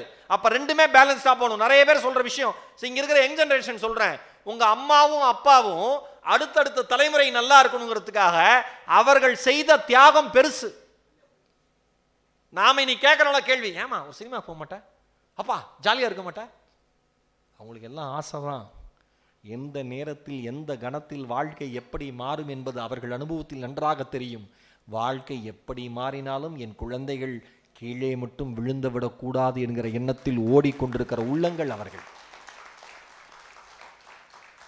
நாம எல்லாமே கேட்கலாம், என்ஜாய் பண்ணு, இவ்வளோ காசு வச்சிருக்கேன் என்ன பண்ண போற, உனக்கு தான் தர போறாங்க, எல்லாமே உங்களுக்கு தான், நீ என்ஜாய் பண்ணுப்பா, எனக்கு அதெல்லாம் பிரச்சனை இல்லைப்பா, அதெல்லாம் ஒன்றும் இல்லை, சொத்து சேர்க்காம போயிருங்க கண்ணாமன்னு திட்டுவான். என் ஃப்ரெண்டு ஒருத்தர் இருக்கான், அவங்க வீட்டில் அவங்க தாத்தா ஃபோட்டோ மாட்டினாலே அவனுக்கு பிடிக்காது. ஏன் நான் இந்த ஆள் தான் கடன் எழுத்து விட்டான், அவனை எடுமா ஃபஸ்ட்டு. இப்படி அம்மாவில் அவர் எடுங்க, என் மேல் மாட்டேன்னா கொலை பண்ணிடுவேன். அவன் சொத்து இல்லாமல் ஒரு குடும்பத்தை பாருங்க, ப்ரைடாக இருக்குமா என்ன? அதெல்லாம் ஒன்றுமே கிடையாது. ப்ராக்டிக்கலாக நான் பேசுகிறேன். அப்போ நீங்கள் என்ன பண்ணணும் அப்படின்னா, இங்கே இருக்கிற யங் ஜென்ரேஷன் எல்லாரும் என்ன பண்ணணும்னா, ஒரு விஷயத்தை தெளிவாக மனசில் வச்சுங்க. நீங்கள் இந்த நிலையில் வந்து இப்படி உட்கார்றதுக்கும், நீங்கள் ஒரு நல்ல உடை உடுத்துறதுக்கும், நல்ல எஜுகேஷன் படிக்கிறதுக்கும், சௌகரியமாக போயிட்டு வரத்துக்கும் உங்கள் அம்மாவும் அப்பாவும் அதற்கு முன்னாடி இருந்த முன்னோர்களும் செய்த தியாகத்தினுடைய அளவுங்கிறது பெருசு. அவர்கள் தியாகத்தினுடைய அளவிற்கு ஈடு செய்யறதுக்கு நாம ஆள் கிடையாது. ஆனால் என்ன தெரியுமா செய்யலாம்? அதை நம்ம உழைப்பின் மூலமாக ரெஸ்பெக்ட் பண்ணலாம். நம்ம உழைப்பின் மூலமா ரெஸ்பெக்ட் பண்ணலாம். ரெஸ்பெக்ட் பண்ணுங்க. என்ன ரெஸ்பெக்ட் பண்ணும்? வேல்யூஸ் கத்துக்கங்க. அப்பா எப்படி நடந்துக்கிறாரு தொழில் செய்யற இடத்துல, அம்மா வீட்டில் எப்படி நடந்துக்கிறாங்க, மற்றவங்க எப்படி நடந்துக்கிறாங்க, பணத்தை எப்படி மதிக்கிறாங்க. இன்னும் உயர பறப்பதற்கு ஒரே ஒரு விஷயம் சொல்றேன். நான் ஒன்னே ஒன்று சேமிங்க. நிறைய பேர் சேமிங்க சேமிங்க சேமிங்கன்னு சொல்லுவாங்க. என்னை பொறுத்த வரைக்கும் செலவை கம்மி பண்றதே சேமிப்பு தான். செலவை கம்மி பண்றதே சேமிப்பு தான். ஒரு பையன் கை தட்டுறான், தம்பி இந்த தேங்க்ஸ்ரா, நீ நல்லா தட்டுறா தம்பி. நான் எல்லா மேடையிலும் சொல்லுவேன், சில பாயிண்ட் சில பேருக்கு ஹிட் ஆகும். அவங்க நல்லா அப்படி கை தட்டலான்னு வருவாங்க பாருங்க, யாருமே தட்டாமல் இருப்பாங்களா அப்படின்ட்டான் தம்பி. ஒன்னே ஒன்று சொல்கிறேன், இங்கே இருக்கிற அந்த தம்பியின் மூலமாக மனசாட்சியாக நான் எல்லாத்துக்கும் சொல்கிறேன். உங்களுக்கு ஏதாவது ஒரு ஜோக்குக்கு சிரிக்கணும்னு தோணுச்சுன்னா, மொத்த ஆடிட்டோரியமும் அமைதியாக இருந்து உங்களுக்கு மட்டும் சிரிக்கணும்னு தோணுச்சுன்னா சிரிங்க நல்லா. மொத்த ஆடிட்டோரியமே அமைதியாக இருந்து உங்களுக்கு கைத்தட்டுன்னு தோணுச்சுன்னா கைத்தட்டுங்க. மொத்த ஆடிட்டோரியம் அமைதியாக இருந்து உங்களுக்கு மட்டும் அந்த விஷயத்துக்கு அழணும், கண்ணீர் விடுதுன்னா கண்ணீர் சிந்துங்க. இந்த உலகத்தில் நீங்கள் வாழ்கிற வாழ்க்கையை நீங்கள் வாழத்தான் பிறந்தீர்களே தவிர அடுத்தவர்களை பார்த்து வாழ்வதற்காக பிறக்கவில்லை. நம்ம ஊரில் எல்லாமே ஸ்டார்டிங் ட்ரபிள் தான். நான் அடிக்கடி சொல்லுவேன், ஒரு 4 பேர் காரில் போனால் காரை நிறுத்திவிட்டு நான் ரெஸ்ட் ரூம் போயிட்டு வரேன்னு ஒருத்தர் இறங்குனா, மீதி 3 பேரும் மூஞ்ச பார்த்துக்குவாங்க. நாமளும் அப்படியே, அது என்ன ப்ராஜெக்டா நாமளும் அப்படியேங்கிறதுக்கு வந்தால் போயேன் இறங்கி, இதுக்கு கூடவாயா ஒருத்தர் இனிஷியேட் பண்ணணும். நம்ம முதல்லலாம் நான் கவர்மெண்ட் பஸ்ஸில் போகிறப்ப மோட்டர் லைவில் நிறுத்துவாங்க, மிட் நைட்டு தட்டி எழுப்புவாங்க, பார்த்துறீங்களா? 10 நிமிஷம் வண்டி நிற்கும், போகிறவங்க போங்க, சாப்பிட்றவங்க சாப்பிடுங்க. என்னடா ஸ்டேட்மெண்ட் இது? கொடுமை. நம்ம ஊர் மாதிரி உலகத்தில் எங்கேயும் இருக்காது. அதுக்கு ஒருத்தர் குடும்பத்தில் இருந்தோன்னா உடனே 5 பேர் இறங்க வருவான். என்ன வரலன்னா சும்மா ஒரு சேஃப் சைடு. என்ன சேஃப் சைடு? எல்லாமே நம்ம ஆளுங்களுக்கு இனிஷியேட் பண்ணணும். இனிஷியேட் பண்ணுறதுக்கு ஒரு ஆள் இருக்காங்களா, சந்தோஷப்படுங்க. நான் என்ன சொல்றேன், உங்களுக்கு பிசினஸ் இனிஷியேட் பண்றதுக்கு உங்க குடும்பத்திலே ஒரு ஆள் இருக்காரு. உங்க அப்பாவா இருக்கலாம், உங்க மாமாவா இருக்கலாம், உங்க அம்மாவா இருக்கலாம், இல்ல உங்க சகோதரியா இருக்கலாம், உங்க அண்ணனா இருக்கலாம். அந்த இனிஷியேட்டிவ் நீங்க பிடிச்சிட்டு மேல வாங்கங்கற. சார், கை தூக்கி விடுவதற்கு இந்த உலகத்தில் ஆட்கள் இல்லை. கை தூக்கி விடுவதற்கு கரங்கள் இருக்கிற பொழுது அதை பற்றிக் கொள்ளாமல் இருப்பது உங்களுடைய தவறு என்பதை உணர்ந்து கொள்ளுங்கள். அது உங்களோட மிஸ்டேக். அதை பிடிச்சிக்காம இருக்கிறது. தயவு செஞ்சு பிடிச்சுக்கோங்க, மேல வாங்க, பிராக்டிஸ் பண்ணுங்க. 100 ஷாட் அடிச்சுக்கிட்டே இருக்காரு. அவர் சொல்றாரு, சார் கடினமான உழைப்பில் வராத எதுவும் நல்லது கிடையாதுங்கிறார் தோனி. கடினமான உழைப்பில் வராத எதுவுமே நன்மையை ஒருபோதும் உங்களுக்கு கொண்டு வந்து தராதுங்கிறார். ஈஸியா ஜெயிக்கிறியா, கவனமா இரு. இங்க இருக்கிற எல்லாருக்கும் சொல்றேன், சார் நான் போன வருஷம் ஸ்டார்ட் அப் ஆரம்பிச்சேன், இந்த வருஷம் 1000 கோடி டர்ன் ஓவர் நடக்கலாம். யாராவது ஒருத்தருக்கு நடக்கலாம். ஆனா அந்த 1000 கோடி டர்ன் ஓவர் பண்றது ரொம்ப ரொம்ப கவனமா இருக்கணும். ஏன்? அது ஈஸியா கிடைச்சது. கன்சிஸ்டண்டா வந்தது கிடையாது. கவனமா இருக்கணும். இங்க இருக்கிற யங்ஸ்டர்ஸ் எல்லாருக்குமே சொல்றேன், ஈஸியா ஒரு விஷயம் உங்களை நோக்கி வருதுனாவே அது நல்லது இல்லை. எது ஈஸியா உங்களை நோக்கி வரும்? சோசியல் மீடியால ரெக்வெஸ்ட், லைக். மோசமா ஆடி இருக்கேன்னு உனக்கே தெரியும், அதை ஒருத்தன் சூப்பர் டான்ஸ்னு போடுவான். கவனமா இரு அவன்கிட்ட, ரொம்ப ரொம்ப கவனமா இரு. இங்க நிறைய பெண் பிள்ளைகளை பார்க்குறேன், சாப்பிட்டியான்னு ஒருத்தன் கேட்டானா சந்தோஷப்படாத, வேற வேலை இல்லையான்னு அவன்கிட்ட திருப்பி கேளு.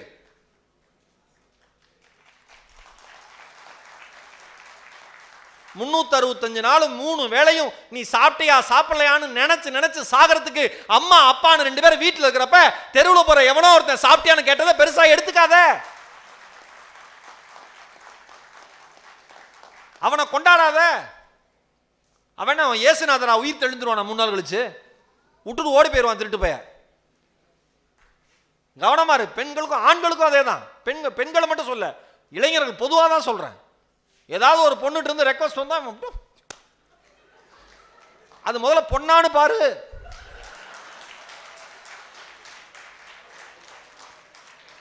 உன் ஃப்ரெண்டு உனக்கே ஃபேக் ரெக்வஸ்ட் கொடுத்துருக்க போறான். ஒரு வருஷம் பேசிட்டு கடைசியில் சொல்றான், மச்சான் நான் தான்டா,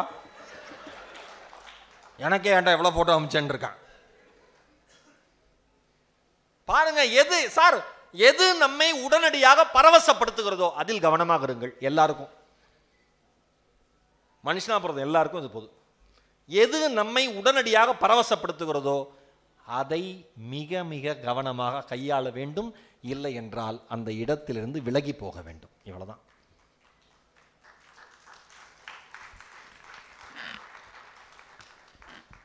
இப்ப நகை கடைக்கு போறீங்க, ஏன் ஆண்கள் வெளியில போயிடுறாங்க?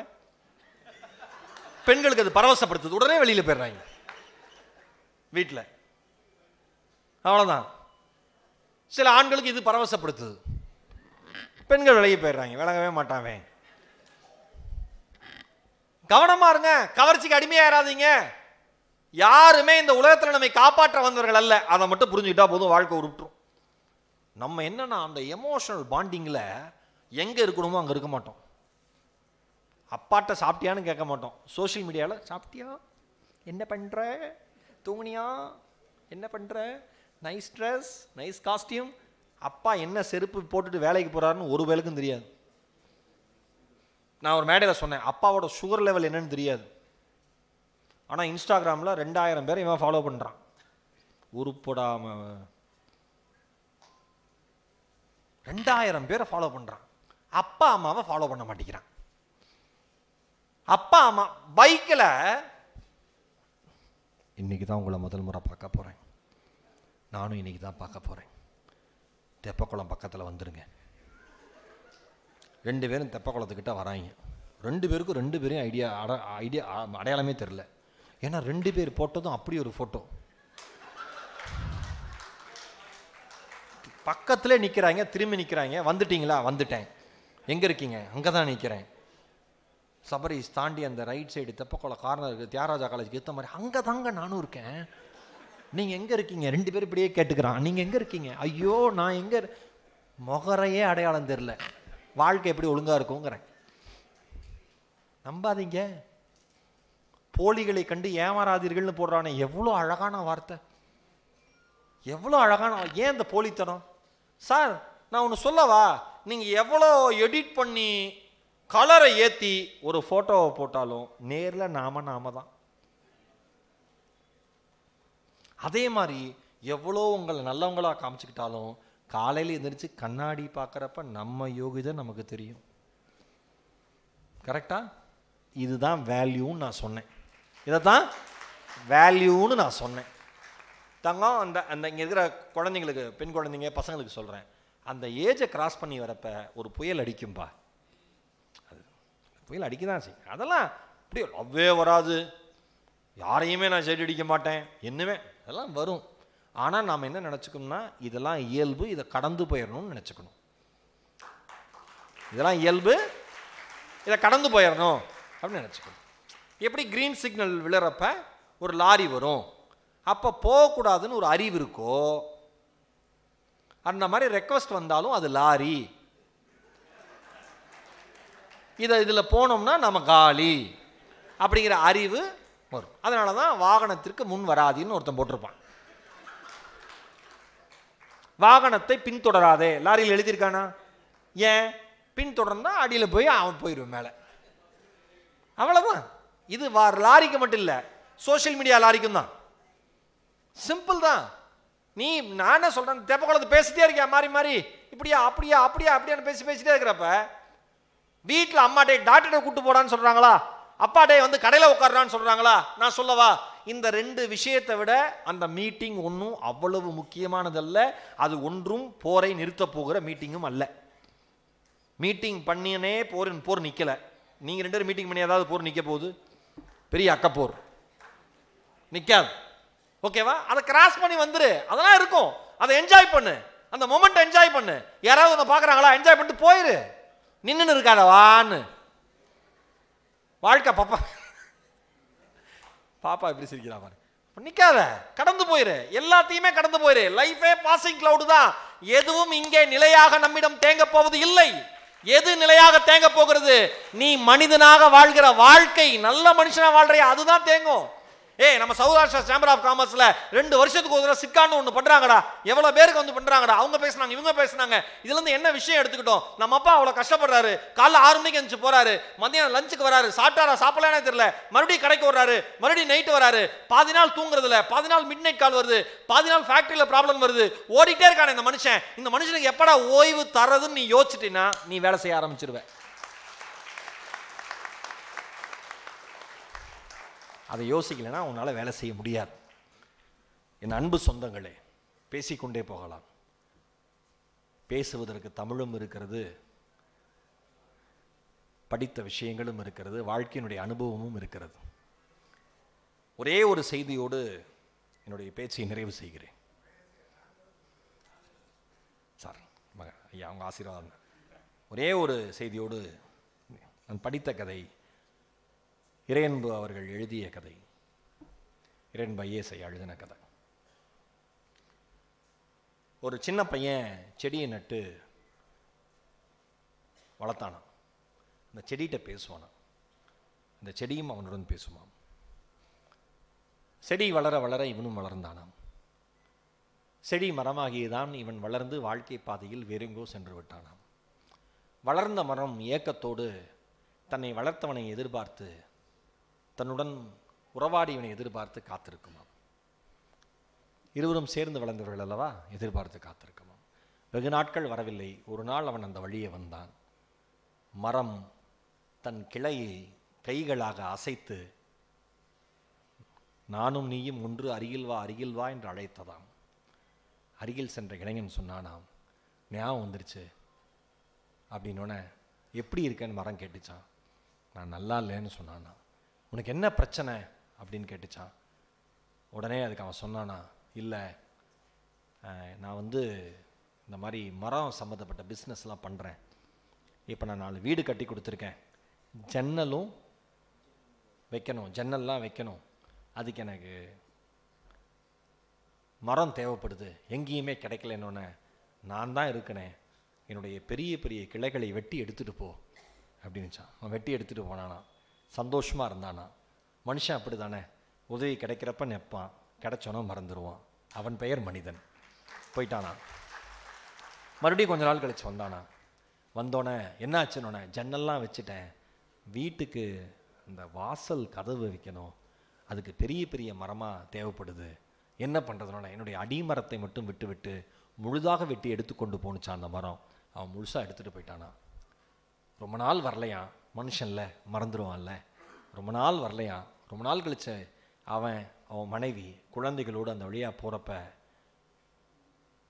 எல்லாவற்றையும் இழந்து அடிப்பகுதியோடு இருந்த மரம் கனத்த குரலோடு எங்கே புகிறாய் என்று கேட்டதாம்.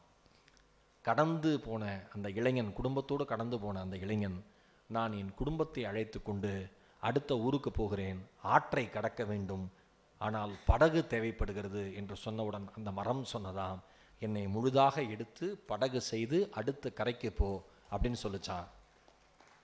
அவனும் முழுசாக அதை எடுத்து படகு செஞ்சு அடுத்த கரைக்கு போயிட்டானா. மரம் வாழ்ந்ததற்கான சுவடு இந்த மண்ணிலே இல்லை, அந்த இளைஞன் வாழ்ந்ததற்கான சுவடு மண்ணில் தொடர்கிறது. என் அன்பு சகோதர சகோதரிகளே, இளைஞர்களே, குழந்தைகளே, உங்கள் தாயும் தந்தையும் மரத்தை போன்றவர்கள் என்பதை ஒருபோதும் மறந்து விடாதீர்கள்.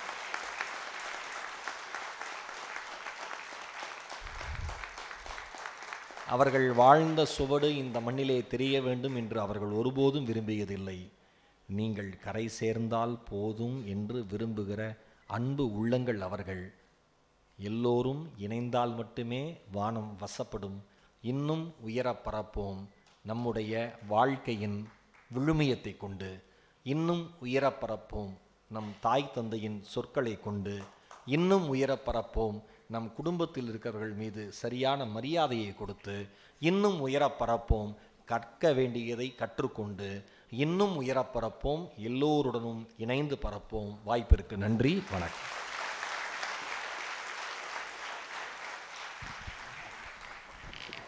தாயிற் சிறந்த கோயிலும் இல்லை, தந்தை சொல்மிக்க மந்திரமில்லை என்பதை மெய்ப்பிக்கும் வகையில் தாய் தந்தையரின் பாதம் பணிந்து தன் உரையை தொடங்கிய இவருடைய பாங்கு போற்றத்தக்கது. மேலும் வயதில் தெம்பு தெரிவதில்லை, உழைப்பில்தான் தெம்பு தெரியும் என்று சௌராஷ்டிரா சேம்பர் ஆஃப் காமர்ஸ்கே பொருத்தமான மேற்கோளை எடுத்து காட்டியது வியப்பு.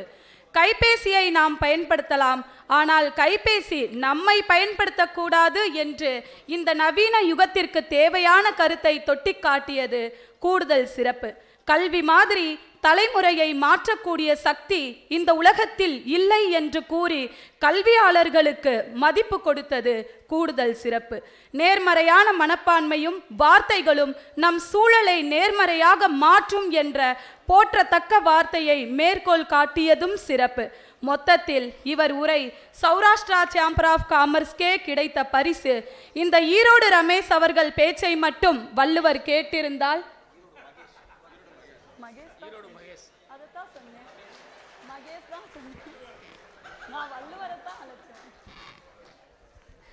இந்த ஈரோடு மகேஷ் அவர்களுடைய பேச்சை மட்டும் வள்ளுவர் கேட்டிருந்தால், பெருமை உடையவர் ஆற்றுவர் ஆற்றின் அருமை உடைய செயல் என்பதற்கு பதிலாக பொறுமை உடையவர் ஆற்றுவர் ஆற்றின் அருமை உடைய செயல் என்று எழுதியிருப்பாரோ என்னவோ.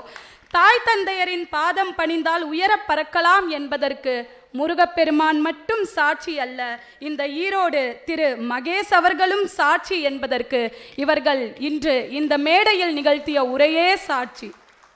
இந்த சுதந்திர தின நன்னாளில் பல சின்னத்திரை நிகழ்ச்சிகள் இவரை தேடி வர, இவர் நம் சௌராஷ்டிரா சேம்பர் ஆஃப் காமர்ஸை நாடி வந்தமைக்கு சிட்கான் மாநாட்டுக்குழு சார்பாகவும் சௌராஷ்டிரா சேம்பர் ஆஃப் காமர்ஸ் சார்பாகவும் மனமார்ந்த நன்றிகளையும் பாராட்டுகளையும் தெரிவித்துக் கொள்கின்றோம். நன்றி. பலரையும் சிரிக்க வைத்து நெகிழ வைத்து அள வைத்த நமது ஈரோடு மகேஷ் சிறப்பு விருந்தினர் ஈரோடு மகேஷ் அவர்களுக்கு நமது முன்னாள் தலைவர் ER குமரேசன் அவர்கள் நமது TR மோகன்ராம் அவர்கள் வரைந்த படத்தை அளிக்கிறார்கள். நம் சமூக கல்வியாளர் JR ஜவஹர்லால் அவர்களை மேடைக்கு அழைக்கிறோம்.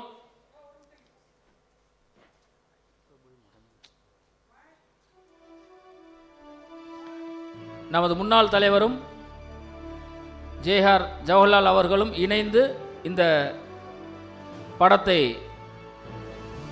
சிறப்பு விருந்தினர் அவர்களுக்கு வழங்குகிறார்கள்.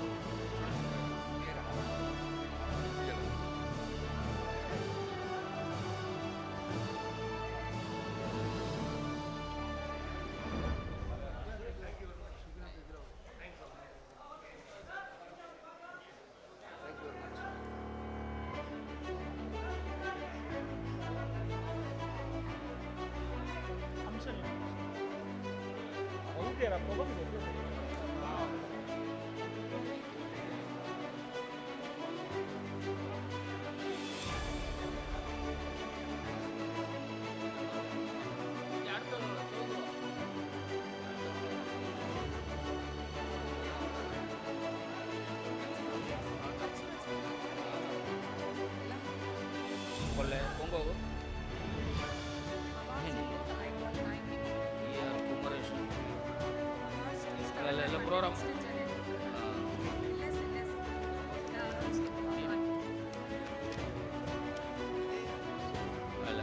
ஹலோ சார், இந்த குரூப் ஃபோட்டோ எடுத்துக்கலாம் சார். சார், ஒரு குரூப் ஃபோட்டோ 3 சீஃப் கட்ஸோட ஒரு குரூப் ஃபோட்டோ. ஆவா போ. Hello sir. சார் கொஞ்சம்